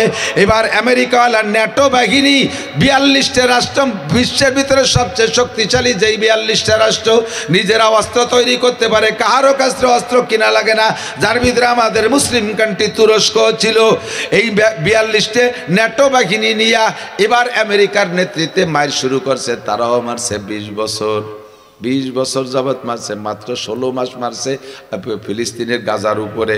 দেখেন গাজার কিচ্ছু নাই, ছবি তো আপনারা দেখেন মাঝে মাঝে। আর 20 বছর পর্যন্ত 42টে দেশ জুটে যদি মারে তাহলে আফগানের কি থাকে? মাটি পুড়ে তামা হয়ে গেছে। গাছে ও দেশে ডালিম আর আনারের গাছ, এই হলদের চাষ ফসল আর জাফরানের চাষ, এই ডালিম গাছই রয়েছে। কিন্তু গোলা বারুদের আগুনে মাটি পুড়ে এমন হয়ে গেছে 1 কেজি ডালিম হইতে 5টা-6টা ডালিম লাগে। ছোট্ট ছোট্ট গ্রাম্য গয়া পেয়ারার মতো হয়ে গেছে। 1 কেজি ডালিম হইতে 5টা-6টা গয়া লাগে, 5টা-6টা ডালিম লাগে। আর জাফরানের খেয়াত পুড়িয়ে আমাদের দেশে চৈত্র বৈশাখ মাসে প্রচুর খরা হইলে দেখবেন ঘাসগুলো দুবলোগুলো একেবারে খড়ের মতো শুকাইয়া যায়। খাওয়া ঘাসের মতো, খাওয়া ফসলের মতো করে দেশে কোনো উর্বর ক্ষমতা নাই। মাত্র আজ থেকে 2 বছর আগে, 3 বছর আগে 21 সালে আফগানিস্তান ফিরে আবার এই ন্যাটো বাহিনীকে তাড়াই দিয়া আমার মুসলমান যুবকরা রেডি হয়ে যাও। যদি বিশ্বের কোনো পরাশক্তির সাথে লড়াই লাগে, মুসলমানের সন্তান হইয়া ইসলামী ময়দানে জিহাদের জন্য প্রস্তুত থাকতে হবে। কথা বলেন, কারা কারা রাজি আছে? এখনই যদি জিহাদের ডাক আসে, সকলের হাত দেখতেছি না কেন, কি ব্যাপার? অন্য টান আছে। আমলিগ করেন, আমলিগের জায়গায় করেন, বিএনপি করেন, বিএনপির জায়গায় করেন, কিন্তু ইসলামের অস্তিত্ব টিকিয়ে রাখার জন্য যদি ইন্ডিয়ার সাথে লড়াই লাগে করতে রাজি, আমেরিকার সাথে লাগলে রাজি, যে দেশের সাথে লাগবে মুসলমানদের সাথে আমরা মর্দে মুজাহিদ বলেন, ঠিক কি ঠিক না? আমাদের নারায় তাকবীরের ধ্বনি শুনে তারা হতভম্ব হয়ে যাবে। মাত্র কয়জন মৌলবী, হাতে তাদের কোনো বড় ধরনের অস্ত্র নাই, ক্লাসিনকোভ রাইফেল, চায়না নর্মাল রাইফেল, এই রাইফেল দিয়ে আমেরিকার মহাশক্তি 42টে রাষ্ট্রের সাথে 20 বছর যুদ্ধ করে মোল্লারা জিতছে না ঠকছে? ঠকছে না জিতছে? একটু বলবেন না, লজ্জাতে হুজুররা যেছে ওই কি মুখ দিয়ে কোয়া যায় নাকি? তোমরা যেত, তোমরা তো যেত না, তোমরা তো ঠকিয়ে যাও সব জায়গা। একটু বিদেশে ক্রিকেট খেলতে যাও, সে জায়গাতে ঘটি কম্বল গুছাই বসতে ভেনে ভেনে বাড়ি চলে আসো। আসার সময় তোমাকে বিমানও দেয় না। জীবনও বাইরে যাই একটা আতল ভাঙ্গা 4 কাপও আনতে পারো না বিশ্বকাপ খেলায়। জিততে তো পারো না। মৌলবীরা তো সব জেতে, সারা পৃথিবীর বড় আলেম বাংলাদেশে, সারা পৃথিবীর বারবার কি বলা হয় প্রতিযোগিতায় শ্রেষ্ঠ হাফেজ বাংলাদেশে। কথা কন ঠিক কি ঠিক না? বাংলাদেশের কোন মাসালার জন্য বিদেশে যাওয়া লাগে না। যে দেখেন হাটাজারি, পটিয়া, চট্টগ্রামের বড় বড় মাদ্রাসায় বিদেশের ছাত্র কি পরিমাণ পড়ে পড়ে আলেম হয়ে যাচ্ছে বিশ্ববিদ্যালয়ে। ও দোস্ত, যদি যুদ্ধ আসে তাহলে আমরা যুদ্ধ করব। ক্লাসিন কব ইমানি শক্তি। আল্লাহ পাক বলেছেন ইয়াকুম মিনকুম ইসরুনা সাবিরুনা ইয়াগলিবু মিয়াতাইন। যদি তোমরা 20 জন ইমানি বলে বলিয়ান হয়ে ইমানদার দাঁড়িয়ে থাকতে পারো, মাত্র আনলি 20 জন, 200 জন কাফের যত বড় অস্ত্র নিয়ে আসুক, অস্ত্র শস্ত্র সহ তারা পরাজিত হবে। ইমানের শক্তি চাইতে বড় কোনো অস্ত্র হতে পারে না। কতক্ষণ ঠিক কি ঠিক না? হকের পক্ষে হয়ে যদি আপনি ময়দানে নামেন, বাতিল পক্ষের হাতে যত অস্ত্র থাকুক তারা অস্ত্রের ব্যবহার করার সময় পাবে না, সব ফেলে রেখে পালাইতে বাধ্য হবে। আমেরিকা আলা পালাইছে মাত্র কয়জন মোল্লার হাতে ক্লাসিনকভের গুলিতে।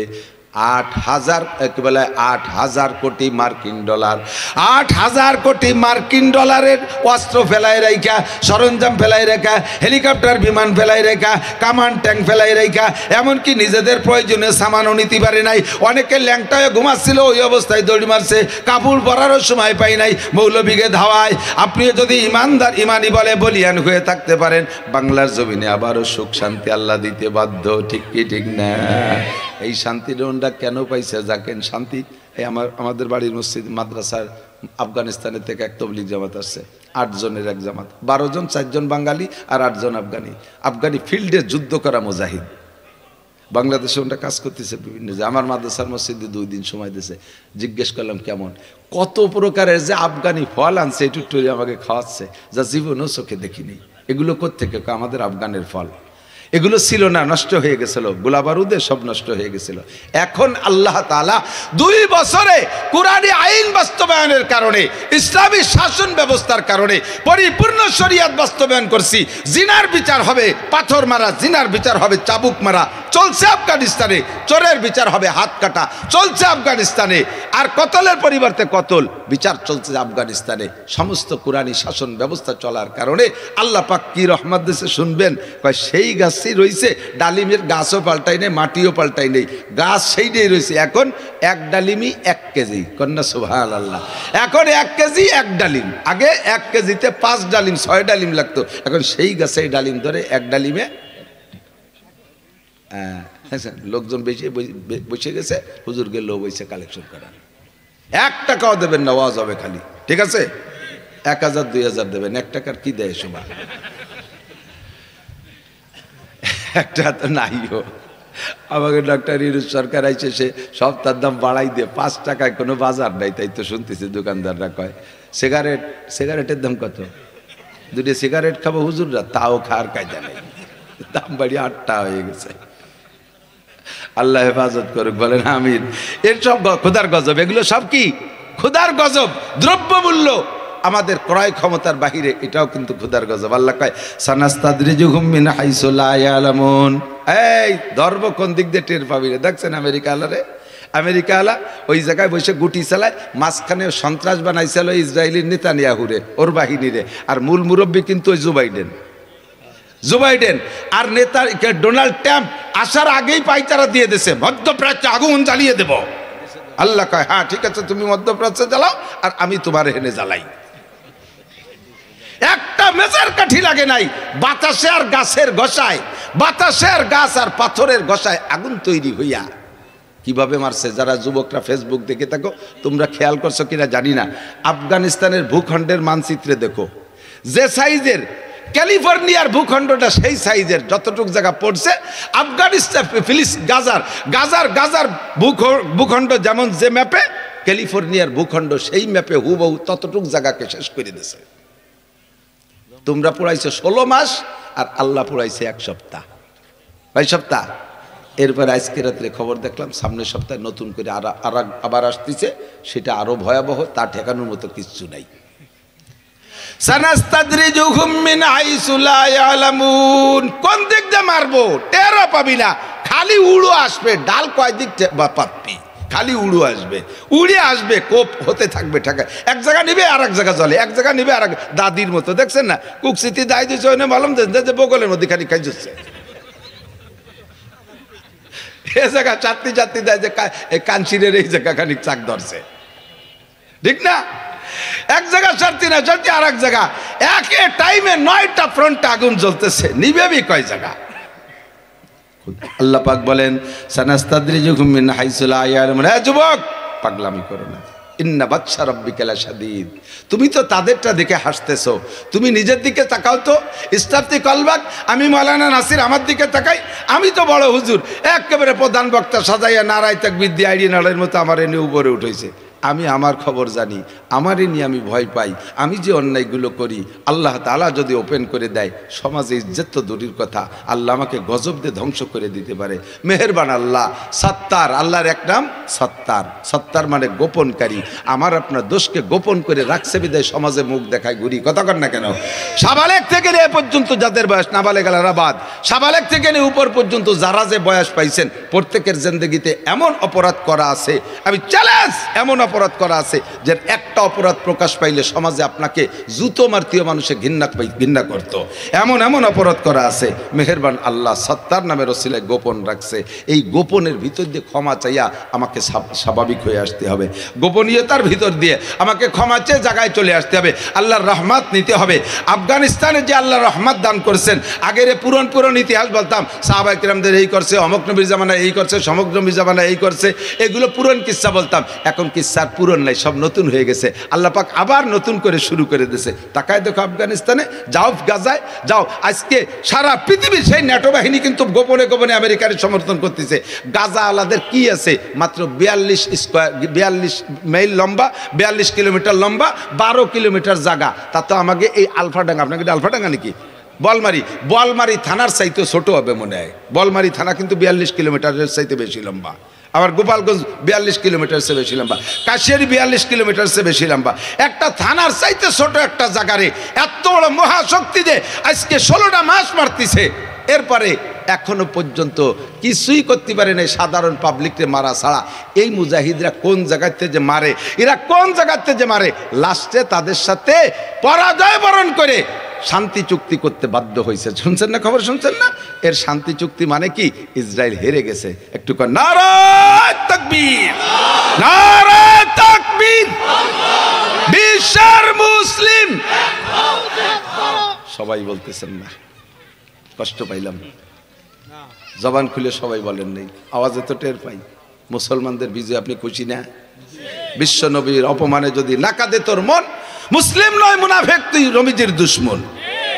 মুসলমানের বিশ্বের যে কোনো জায়গায় একবার মুসলমান যদি বিজয় লাভ করে, ওটা আমার বিজয়। একটা মুসলমান যদি পরাজয় হয়, তাহলে আমার পরাজয়। ঠিক কি ঠিক না? তাকবীর হবে, আনন্দের তাকবীর, নারায়ে তাকবীর। আল কোরআনের আলো, দুহাত উঁচু করে, দুহাত উঁচু করে, আর বক্সিনের সাথে, আল কোরআনের আলো। বিশ্বের মুসলিম এক হও, জিহাদ করো, এক হও, জিহাদ করো। বিশ্বের মুসলিম নারায়ে তাকবীর। আলেম উলামা যেখানে, আলেম উলামা যে তাবলীগে, আলেম নাই যে তাবলীগে, আলেম উলামা যে ইজতেমায়, আলেম নাই যে ইজতেমায়। নারায়ে তাকবীর। জাযাকুমুল্লাহ। আল্লাহ সব কজনে বদরি সৈনিকদের সাথে বিনা হিসাবে জান্নাতি করে দিও। বিশ্বের কোন ফ্রন্টে যদি মুসলমান কাফের যুদ্ধ হয়, আল্লাহ আমার একটু শরীক হওয়ার তৌফিক দিও।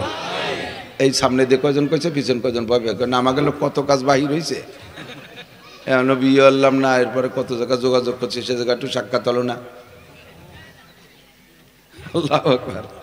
আমার বাড়ি সৌদি আরবের এক মুরব্বী ছিলেন, নাম তার আলী মারজুক রেফাই। যুবক খেয়াল করো, আজিব হবা শুনলে। আমার বাড়ি উনি 2 বার আসছে, আমি ওনার বাড়ি কয়েকবার গেছি। সৌদি আরবে জেদ্দায় বাড়ি, বুজুর্গ মানুষ, মুরব্বী প্রবীণ। তো এই আলী মারজুক রেফাই সাহেবের একটা ছেলে এমন খারাপ, রাতের বেলা এই ছবি, যত নেকেট ছবি আছে না, নেকেট বলতে চা তোমরা বোঝো, এই নেকেট ছবি পোস্টারে তৈরি করে মসজিদের দরজায় লাগাইতে আসতো। কোনো ফাঁকে সৌদি আরবের মসজিদ আর আমাদের দেশের মসজিদের মতো হয় কথা নয়, কথা বন্ধই রেত হয় না। সুযোগ মতো ইমাম সাহেবের সামনে একখানটা নাইতে আসতো, আর যা যা করা সব করছে, কিচ্ছু বাদ দেয়নি কোনোভাবে। হেরেম শরীফের, ওদের বাড়ি হলে মক্কার পাশে ছিল, রাব্বা রেফাই সাহেব বলেন যে আজ থেকে 40 বছর আগে আমরা এই বিকেলবেলা হেরেমের মাথা পেয়ে জায়গা বল খেলতাম। সে সময় এত হাজির ভিড় ছিল না, মাঠ খালি ছিল, বল খেলতাম। তো কাবার ইমাম সাহেব দিয়ে তারা ওয়াজ করাইছে, কোনোটা খায় না। লাস্টে যাইয়া হঠাৎ করে কি দিয়ে কি হয়েছে, ছেলেটা পাকিস্তানে পড়তে আসছে, পাকিস্তান বিশ্ববিদ্যালয়ে। এখানে পড়তে আইসা এই জায়গার থেকে লাইন করিয়া তবলিগওয়ালাদের সাথে যোগাযোগ হয়ে গেছে। তবলিগওয়ালারা কায়দা করে সময়, তবলিগি সময় লাগায় টাকাইয়া, এরপরে ওর ভিতরে জজবা আসছে আফগানিস্তানে যুদ্ধ করতে যাবে। ফাঁকে একবার ছুটি পাইছে, বাড়ি গেছে, বাপ ওর জন্য মেয়ে দেখছে, বিয়ে দেবে।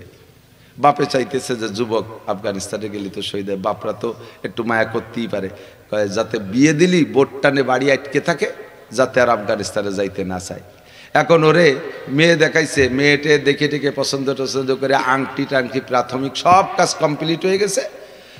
এরপরেও বলতেছে আব্বা আমি একটু আফগানিস্তান পাকিস্তানতে একটা সফর সেরে আসি, তারপরে হবে। এই প্রস্তুতি বাড়ির থেকে নিয়ে গেছে।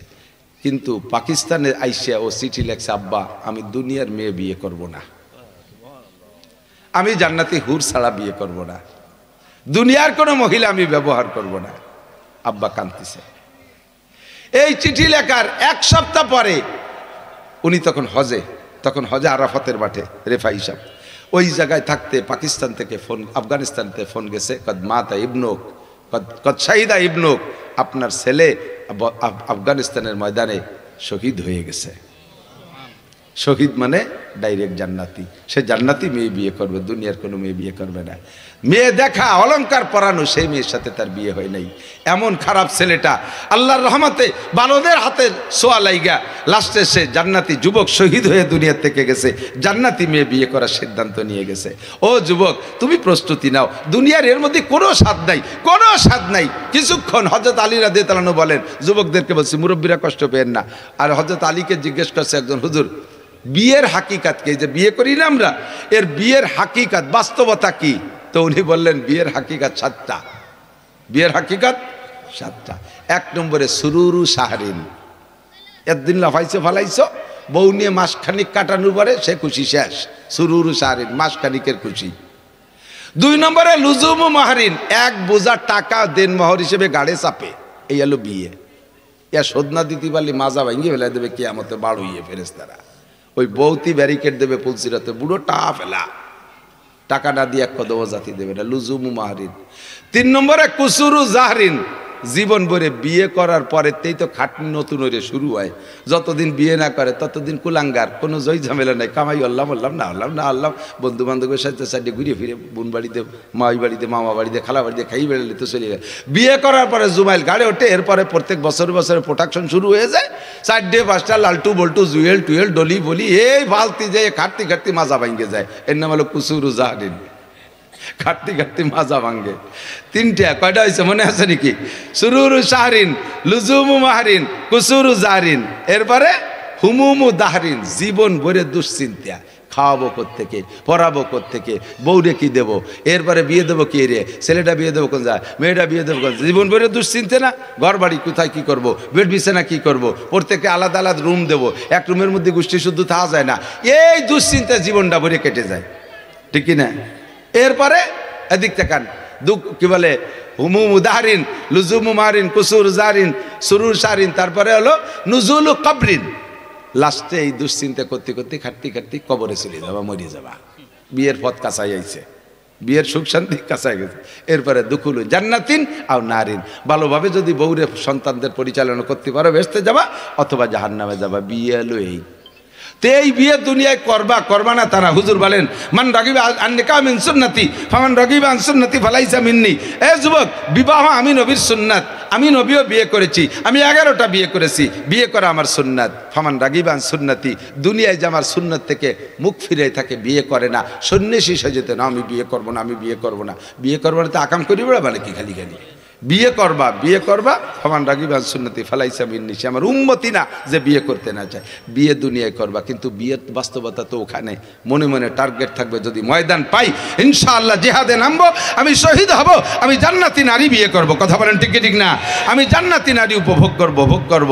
আল্লাহ তাআলা কবুল করে বলেন আমিন। হুজুর কয় জাহারাল ফাসাদু ফিল বাররি ওয়াল বাহর, মানুষকে এত যত্ন করে আল্লাহ তাআলা ধ্বংস করার জন্য বানাই নাই, তোমাদের সুখ শান্তির জন্য বানাইছে। কিন্তু ধ্বংস তোমরা টেনে নাও। কি কাম? কয়েকটা কথা আমি পড়েছি হাদিসের ভিতরে, 2-4টে তর্জমা বলে আমি শেষ করে দেবো। এদিক তাকান, বলছি অনেকবার। এরপরে আল্লাহ বলে ওয়াজাক্কির, মেলাদিন আগে কইছে, আবার আর একবার কইয়ে স্মরণ করায় দাও। আমি এই অন্যায়গুলো করব না। যে অন্যায়ের কারণে ক্ষুধার গজব আসে, এই অন্যায়গুলো আমি করব না। রাজি আছেন? যে অন্যায়ের কারণে ক্ষুধার গজব আসে, এই অন্যায়গুলো আমি করব না। এই যুবকরা আমার দিক তাকাও, খেয়াল করো। সব যুবক, বুড়োরা ভালো হয়ে গেছে, এই জন্য বুড়োকে ডাকি না, যুবকদেরকে ডাকি। 1 নম্বরে ইজাত তুকিদাল ফাই উ দাওয়ালা। গজবের কারণ কি? গজবগুলো কি? কোরআন এই হাদিসের শেষ দিকে আল্লাহ রসুল বলেন 1 নম্বরে রিহান হামরা, গরম বাতাস। ক্ষুধার গজব গরম বাতাস, দুনিয়ার বাতাস গরম হয়ে যাবে। আমরা তো আমি এখানে এসে একটু শীত পাচ্ছি। এই 2 দিন সিলেটে রাতের বেলা স্টেজে ফ্যান চালাইয়ে ওয়াজ করছি। পুষ মাস, মাঘ মাস, শীতে মাঘের শীত বাঘের গায়ে, পুষির শীত ভুসি। একটা প্রবাদ আছে না? পুষির শীত ভুসি, আর মাঘের শীত বাঘের গায়ে, বাঘে পর্যন্ত কাতরায়। সেই মাঘ মাসে ওয়াজ করি রাতের বেলা ফ্যান চালাইয়া। জাস্ট টাইমে গরম যখন আসতেছে, তখন দেশের অবস্থা কি হবে আল্লাহই ভালো জানে। পশ্চিমেদের বোমার কারণে সারা দুনিয়ায় আগুন লেগে গেছে। আমাদের অন্যায়ের কারণে আল্লাহ বাতাসে আগুন ধরায় দেবে। রিহান হামরা, 1 নম্বর গজব গরম বাতাস। জালজালা, ভূমিকম্প হবে বারবার, এখানে ভূমিকম্প ওখানে ভূমিকম্প। জালজালা তানুয়া মাস্কো মানে মানুষের চেহারা বিকৃত হয়ে যাওয়া। মানুষের চেহারা বিকৃত হয়ে যাবে, দেখতে জাহেরে মানুষ, কিন্তু তার ভিতরে পশুত্বের স্বভাব। মানুষের মধ্যে শূকরের স্বভাব, মানুষের মধ্যে কুকুরের স্বভাব, মানুষের ভিতরে হিংস্র প্রাণী বাঘের স্বভাব, মানুষের মধ্যে সাপের স্বভাব, মানুষের ভিতরে বান্দরের স্বভাব, মানুষের মধ্যে গরুর স্বভাব। এরকম বিভিন্ন প্রাণীর স্বভাব থাকবে মানুষের ভিতরে। আর বাহ্যিকভাবে অনেকের চেহারা পরিবর্তন হয়ে যাবে। এর নাম হলো মস্কে সুরত হয়ে যাবে। তারপরে হুজুর বলে কাজফা, এরপরে মানুষের উপরে পাথর বর্ষণ হবে, শিলা বর্ষণ হবে। এত বেশি, এত বড় বড় শিলা দেওয়া হবে পাথরের মতো। মানুষের ঘর বাড়ি, জায়গা জমি, ফসল টসল সব ধ্বংস করে দেওয়া হবে। এই গজবগুলো তোমাদের উপরে আসবে। এরপরে হুজুর বলেন বা আয়াতিন তাতাবা কানিজামিন কুতিয়া সিলকু ফাতাতাবা। আমার দিক তাকান দোস্ত, এদিক ওদিক নড়াচড়া করেন না। এই যে দেখেন তসবিরা, এই তসবির ভিতরে খুব সুন্দর সুতো দেওয়া আছে। তসবির এক মাথা ধরে যদি নিচের থেকে সুতো কেটে দেওয়া হয়, দানাগুলো যদি বাধা না পড়ে, তাহলে একের পর এক টপ টপ করে পড়তে তালে থাকে। মালার সুতো কেটে দিলে যেমন দানাগুলো টপ টপ করে পড়ে, তসবির সুতো কেটে দিলে দানাগুলো যেমন টপ টপ করে পড়ে, একের পর এক আসতে থাকে। হুজুর বলেন কানে জামিন কুতিয়া সিলকু ফাতাতাবা। একটা মালা সুতো কেটে দিলে দানা যেমন পড়ে, তোমাদের উপরে ক্ষুধার গজব একের পর এক আসতে তালে থাকবে। একটা শেষ হইতে না হইতে আর একটা আসবে, একটা শেষ না হইতে আর একটা আসবে। একটা আন্তর্জাতিক গজব চলতেছে, এটাকে আমরা প্রকৃতির মনে করে, প্রাকৃতিক নিয়ম মনে করে নিছি। দেখেন এই করোনা আইছিল কয়দিন, করোনা সারা দুনিয়ায় যে কয়জন মানুষ করোনায় মরছে, বর্তমানে ডায়াবেটিসে কিন্তু তার চেয়ে বেশি মরতেছে।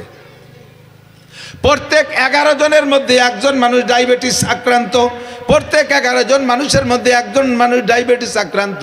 সারা পৃথিবীতে 800 কোটি মানুষের ভিতরে ওই পরিমাণ মানুষের কিন্তু করোনা হয় নাই। একদমকে করোনা হয়ে শেষ করে দিয়ে গেছে স্থায়ী রোগ, একটা ডায়াবেটিস রয়ে গেছে।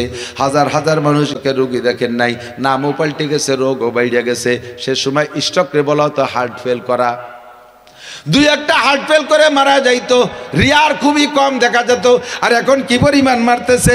আর বিভিন্ন প্রকার গজব শুরু হয়ে গেছে আল্লাহর পক্ষ থেকে। কানিজামিন কুতিয়া সিলকু ফাতাবা। অন্যায়গুলো কি, কোন অন্যায়ের কারণে গজবগুলো আসতেছে? 1 নম্বরে ইজাত তুকিজাল ফাই উ দাওয়ালা। ফাই মানে যুদ্ধে বিজয়ী সম্পদ।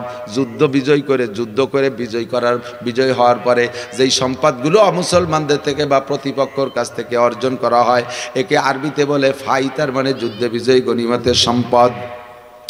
যুদ্ধে বিজয়ী সম্পদকে যখন নিজের মনে করে কামড়াকামড়ি করবে, যেটা আমাদের দেশে চলতেছে মূল গ্যাঞ্জাম। কতক্ষণ না কেন মূল গ্যাঞ্জাম।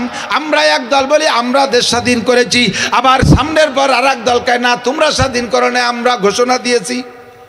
এই স্বাধীন আর ঘোষণা নিয়ে দ্বন্দ্ব কলহ আমলিগ বিএনপির ভিতরে ভিতরে দেশের 12টা বাজিয়ে যাচ্ছে। গ্রাম্য বাংলায় কয় পাটাপুতর ঘষাঘষি মরিচ পেঁয়াজের জান শেষ, ঠিক না? পাটাপুতর গ্যাঞ্জাম মরিচ পেঁয়াজের জান শেষ। আমলিগ বিএনপির দ্বন্দ্ব, জয় বিজয় লাভ করা, কি বলে স্বাধীন করা আর ঘোষণা দিয়া, এই দুই কথার গ্যাঞ্জাম করে সারাটা দেশকে জ্বালায় দিচ্ছে। এখন ভিতরে ঢুকে পড়ছে আমেরিকানরা, ভিতরে বিভিন্ন ষড়যন্ত্রের জাল বিস্তার করতেছে। আমাদের সম্পদ নিয়ে যাবে কোনভাবে বাবা টের পাবেন না, কোনভাবে কেড়ে কুড়ে নিয়ে যাবে টের পাবেন না। এগুলো সব আমাদের দেশের ধ্বংস টেনে আনতেছে। আর এর কারণে আল্লাহ গজবগুলো দিচ্ছে। 1 নম্বরে ইজাত তুকিজাল ফাই উদাওয়ালা, 2 নম্বরে ওয়াল আমানাতু মাগনামা, যার কাছে যে আমানত দেওয়া আছে আমানতরে গনিমত মনে করে খেয়ে ফেলতেছে। কন্ট্রাক্টরের হাতে রাস্তার আমানত, সামান্য লামসামে একটু মাটি তেল দিয়ে একটু ইটের খোয়া মুয়া দিয়ে কোনো মতে ডলিয়ে বালি দিয়ে ডাহি তুই জাতি পাল্লি বাসে, অথচ সেই রাস্তা ব্যবহারযোগ্য থাকে না। মাল খেয়ে ফেলাচ্ছে সরকারি মাল। মেম্বারের হাতে কত মাল আসে, মেম্বার আমানত নষ্ট করে। চেয়ারম্যানের হাতে জনগণের আমানত খেয়ে নষ্ট করতেছে। এমপি সাহেব মেরে দিয়েছে, উপজেলা চেয়ারম্যান মারে। যার হাতে যে আমানত যায় সেই আমানতরে খেয়ানত করে। করে কি করে না কথা বলেন? নবী বলছেন করবে। আর এখন আর বলা লাগে না করবে, এখন বলা লাগে না হবে, সবই রানিং হয়ে গেছে। আর 2 নম্বর ওয়ালা আমানাতু মাগনামা, আমানতকে গনিমতের মাল মনে করে খাওয়া শুরু করবে। 3 নম্বরে যাকাতু মাগরামা, উম্মতের হাজার হাজার কোটি কোটি টাকা হবে কিন্তু হিসাব করে যাকাত দেবে না। যাকাত না দেওয়ার কারণে ক্ষুধার গজব। ফসলের যাকাত দেয় না, নগদ টাকার যাকাত দেয় না, স্বর্ণের যাকাত দেয় না, রূপোর যাকাত দেয় না। এই যাকাত না দেওয়ার কারণে ওই গজব। যাকাতু মাগরামা। 4 নম্বরে ওয়াতুল্লিমা লিগাইরিদ্দিন, যখন দেখবা মুসলমানরা দিনই এলেম শিক্ষা করতে যাবে না, ছেলে মেয়েদেরকে স্কুল কলেজ ইউনিভার্সিটিতে পড়াবে, ইংলিশ মিডিয়ামে পড়াবে, জেনারেল পড়ার জন্য লক্ষ লক্ষ কোটি কোটি টাকা খরচ করবে, দেশ বিদেশ পাঠাবে, অথচ সন্তানদেরকে কোরআন পড়াবে না। যদিও দিনই এলেম পড়ায়, তার পিছনে আবার লোভ থাকে। সার্টিফিকেট আছে কোন মাদ্রাসায়, সেই মাদ্রাসায় পড়াবো, সার্টিফিকেট আলা মাদ্রাসায় পড়াবো। কওমি মাদ্রাসায় সার্টিফিকেট নেই, সরকার চাকরি দেয় না, ও জায়গা পড়াবো না। সার্টিফিকেট আলা মাদ্রাসারে মূল্যায়ন করে। হুজুর কয় ওয়াতুল্লিমা লিগাইরিদ্দিন, দিন শিখবে দুনিয়া কামাই করার উদ্দেশ্যে। এটাও খোদার গজবের একটা কারণ। 5 নম্বরে ওয়াতুল্লিমা লিগাইরিদ্দিন, 5 নম্বরে ওয়া আতার রাজুলুম রাতাহু, 6 নম্বরে ওয়াক্কা উম্মা। 5 নম্বরে হলো পুরুষরা স্ত্রীদের আনুগত্য করবে, বউতে যা কবে তাই শুনবে, মায়ের কথা মানবে না, মায়ের খেদমত করবে না। বোর জন্য হাজার হাজার টাকার অলংকার, লাখ লাখ টাকার অলংকার শাড়ি চুরি কিনবে, মায়ের জন্য একটা সাদা পাইল একটা কালো চিকুন চুল পাড়ি একটা কাপড়ও দিতে চাইবে না। বউরে নিয়ে বিদেশে চিকিৎসা করাবে, মারে একটা ট্যাবলেট কিনে দেবে না। বউরে আলিশান খাটে শোয়াবে, মার জন্য একটা ভালো বিছানার ব্যবস্থা করবে না। এক কথায় বউর আনুগত্য হবে, মায়ের কথা মানবে না, মাকে খেদমত করবে না। 6 নম্বর 7 নম্বর ওয়া আদনা সাদিকাহু ওয়া আকসাবা, 7 আর 8 হলো বন্ধু বান্ধবদের পিছনে হাজার হাজার লাখ লাখ টাকা খরচ করবে কিন্তু বাপের হাতে পয়সা দেবে না। এ কথাগুলো হুজুর বলছেন 1500 বছর আগে। এখন আর বলা লাগে না যে এইরকম ঘটনা ঘটবে, সবই রানিং হয়ে গেছে। কতক্ষণ ঠিক না? বন্ধু বান্ধব নিয়ে আড্ডা করে, শিক্ষা সফরে বিভিন্ন পার্কে পার্কে, হোটেলে মোটেলে, রিসোর্টে যাইয়া হাজার হাজার লাখ লাখ টাকা খরচ করার মধ্যে ক্রেডিট মনে করে। অথচ বাপ তবলিগি যাবে, বাপরে 2000 টাকা দেয় না। বাপের ঔষধ কেনার টাকা চাইলে কয় তোমার আর ছেলেরা আছে না, সেদিকে গড়াইয়া দেয়, জাগা মতো খেদমত করে না। এই অন্যায়গুলো। তারপরে হুজুর বলেন ওয়াজাহারাতিল আসওয়াতু ফিল মাসাজিদ, আর একটা অন্যায় হলো মসজিদ হবে মাসাজিদুহুম মুতামিরাতুন ওয়া হিয়া খারাবুন আনিল হুদা, দামি দামি মসজিদ বানাবে, টাইলস মোজাইক আর মার্বেল পাথর দিয়ে মসজিদ বানাবে, কিন্তু মসজিদের মধ্যে মুসল্লি থাকবে না। চার দোকানে বসে বসে আড্ডা করবে, আজান দেবে মুয়াজ্জিন আর ইমাম, আর থাকলে 1-2 জন বুড়ো মানুষ জামাতে নামাজ পড়ে, বাকি সব চার দোকানে আড্ডা মারে, মসজিদ আসে না। আর মসজিদে যদি আসে ইবাদত বন্দেগী তিলাওয়াত জিকির ফিকির বাদ দিয়ে দুনিয়ার পচা রাজনীতির গল্প, দুনিয়ার গল্প, গীবাত শিকায়েত ইত্যাদি ইত্যাদি গল্প করে মসজিদ নষ্ট করে। আল্লাহর ইবাদত মসজিদের মধ্যে থাকবে না। এরপরে হুজুর বলেন ওয়াসাদাল কবিল, আজীব যেটা সবচাইতে বেশি ইম্পর্টেন্ট আমার দিক তাকান, ওয়াসাদাল কবিলাতা ফাসিকুহুম, কওমের জাতির নেতৃত্ব দেবে ফাসেকরা। নেতা হবে কারা? ফাসেক। ফাসেক কারে কয়? ফাসেক বলে যে নামাজ পড়ে না, রোজা রাখে না, পর্দা করে না, ফরজ মানে না, ওয়াজিব মানে না, সুন্নতি পোশাক নাই, দাড়ি কাটে, দাঁড়ায় মতে, খাড়ায় খায়, আইটে আইটে পায়খানা করে, সুদে কারবার করে, ঘুষে কারবার করে, বৌতিয়া সোনার হোটেলে রাত কাটায়, দুনিয়ার যত কবিরা গুনাহ আছে এইগুলো যারা করে এরা হবে জাতির নেতা। হুজুর কইছে হবে, এখন কি অতি বাকি আছে নাকি? সব রানিং হয়ে গেছে। আরে কপাল, বোতল ভাইয়ের চরিত্র ফুলির মতো পবিত্র, গাঁজা খায় 5 ওয়াক্ত, নামাজ পড়ে না 1 ওয়াক্ত, ফুলির মতো পবিত্র, আন্তর্জাতিক মানের বোতল, ঠিক না? এই বোতলগুলো আমাকে নেতা। এর এগেনস্টে যদি হাক্কানি একজন আলেম নির্বাচনে দাঁড়ায়, মৌলবীরা এর মধ্যে আসলো কি এত্তি বিষ কি দিয়ে শীত হইয়ে দাঁত কপালে সিটে লাগে। কারণ ওই জানে যে কাজটা হলো আকাজ, আকাজ আমরা করবো, হুজুররা আসবে কে? এই কাজটা আকাজ না, এই কাজটাই হলো কাজ। হযরত ওমর এই কাজ করছে, তাহলে ওমর কি আকাজ করছে? আল্লাহ রসুল এই কাজ করছে, হুজুর কি আকাজ করছে? আবু বকর, ওমর, উসমান আলী, এই সাহাবায়ে কিরাম এই কাজ করছে। কাজটা যদি আকাজ হয় তো উন্ডা করলেন কে? তাহলে এই কাজ হলো তাদেরই কাজ। এই আকাশ বানাই নইছো তোমরা। যখন এই আকাশ তোমরা এইগুলো করবা তখন খোদার গজব আসতেছে। বেশি দেরি নেই, হুজুর গেতে মোনাজাত করে কোনো লাভ নাই, দোয়াত মোনাজাতে কোনো ফায়দা হবে না। ওয়াসাদাল কবিলাতা ফাসিকুহুম ওয়া কানা যাইমুল কওমে আরজালাহুম। মনে রাখেন এই ছাত্ররা, এগুলো বলবা, মনে রাখবা। হাদিস থেকে একা একা পড়িয়ে এই সমস্ত ব্যাখ্যা বর্ণনা করা কঠিন, শুনলেই বলতে সুবিধা হয়। তারপরে একটা হলো ওয়া কানা যাইমুল কওমে আরজালাহুম। এই গজব আসার কারণ সমাজের বুদ্ধিজীবী, সমাজের চিন্তাবিদ, সমাজ সেবক চিন্তাবিদ হবে কারা?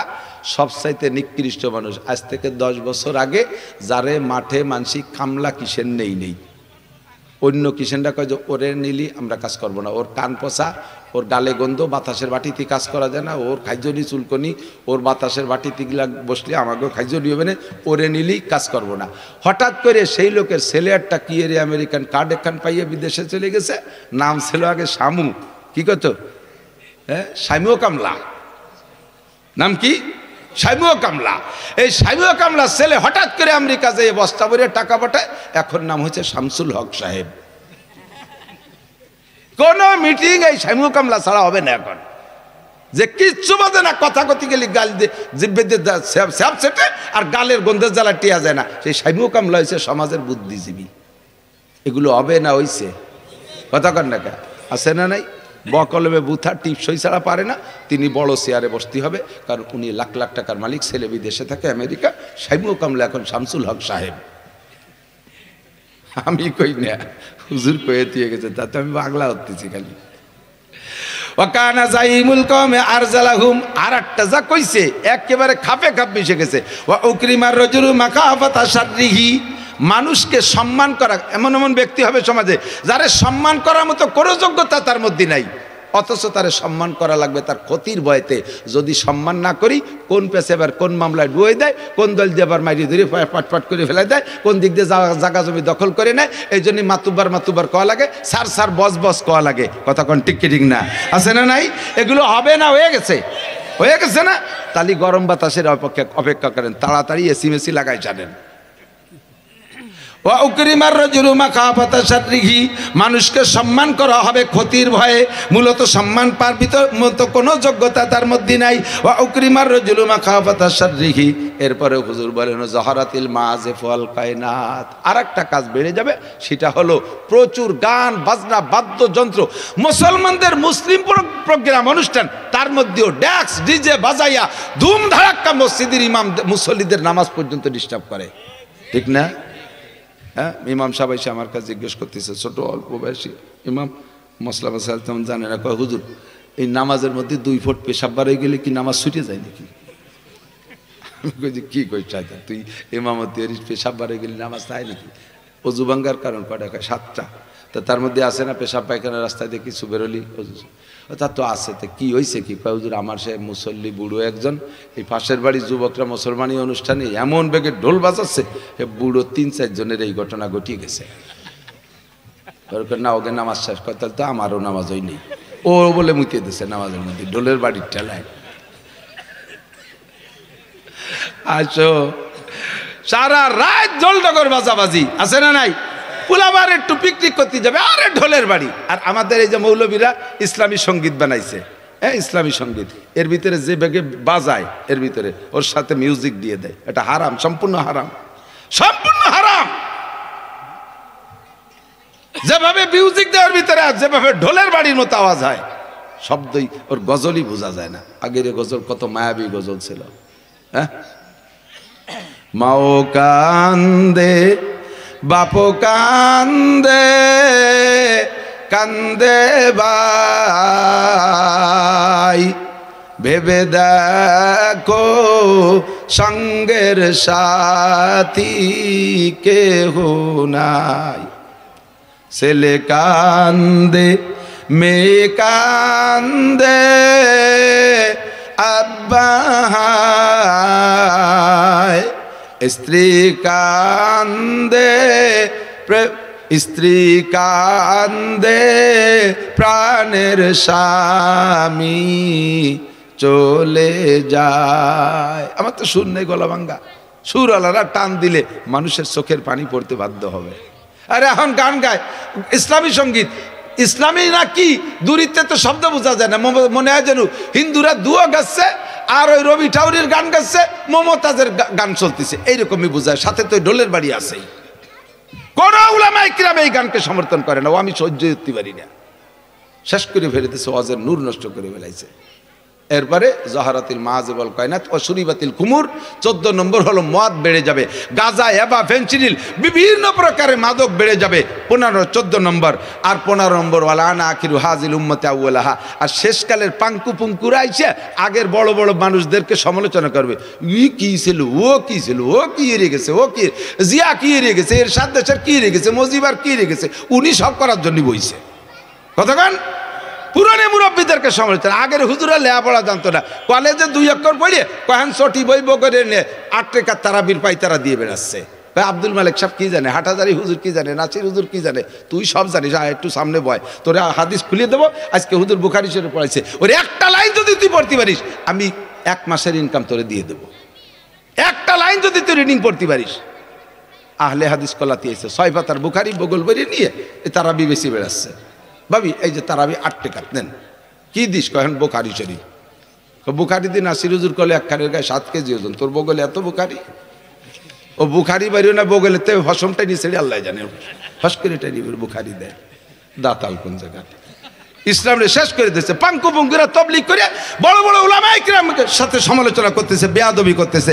টঙ্গীর ময়দানে যে যুদ্ধ করতেছে, টঙ্গীর ময়দানে রাতের অন্ধকারে বুড়ো বুড়ো মুরব্বীদেরকে তাদের উপর আক্রমণ করে মারপিট করতেছে পাঙ্কু তবলিগওয়ালারা, যুবক। তার আগে ছিল সন্ত্রাস, ডাকাত, গাঁজাখোর, পাগড়ি একটা বান্ধি এখন অন্য কায়দায় সন্ত্রাসী করতেছে। কতক্ষণ এগুলো সব কিয়ামতের আলামত। এই সমস্ত অন্যায় থেকে আল্লাহ আমাদের ফিরে আসার তৌফিক দান করুক, বলেন আমিন। এই মাদ্রাসার বিপক্ষে কারা, একটু মহব্বতের সাথে হাত দেখান তো। বিপক্ষে কারা? 4 জন বিপক্ষে, 4 জন। হ্যাঁ, লাস্টে মুরব্বী বিপক্ষে ছিল, উনিও বিপক্ষে চলে গেছে। 1 কোটি 1 লাখ টাকা খরচ। একজন 100 জন লোক 1 লাখ করে টাকা দেবেন। এই 1 কোটি টাকা আমরা দিয়ে যাই। 100 লাখে 1 কোটি না, 100 জন লোক লাগবে, 1 লাখ করে টাকা দেওয়ার মতো আছেন নাকি কেউ? এত টাকা খরচ করছেন, কামাই হতে পারেন না, তে খরচ করেন কে? 1 কোটি 1 লাখ কামাই হতে পারেন না, তে খরচ করেন কে? যে মাদ্রাসা করিয়ে চালাতে পারবো না তা কেন করব? কিন্তু কেন যে করব সরকার দেবে না। আমরা যদি এই পরিশ্রম না করি ধর্ম থাকবে কিভাবে, ধর্ম টেকবে কিভাবে? এই জন্য আমরা তাআবানু আলাল বিররি ওয়াত তাকওয়া ওয়ালা তাআবানু আলাল ইসমি ওয়াল উদওয়ান। আল্লাহ পাক বলেন ভালো কাজে একে অপরকে সহযোগিতা করো, খোদার গজব থেকে বাঁচতে পারবা। আর সাদকাতু তারুদ্দুল বালা, যে বালাগুলো সামনে দেখতেছেন, এই বলেছি এই বালার থেকে বাঁচতে হলে সাদকা তৌফিক অনুযায়ী যদি পারেন মহব্বতের সাথে 10,000, 20,000, 5,000, 2,000, 1,000 টাকা দেনেওয়ালা কোনো আল্লাহর বান্দা থাকলে এখনই দেবেন না পরে দেবেন, নাম লেখায় দেবেন। আসেন করে আল্লাহর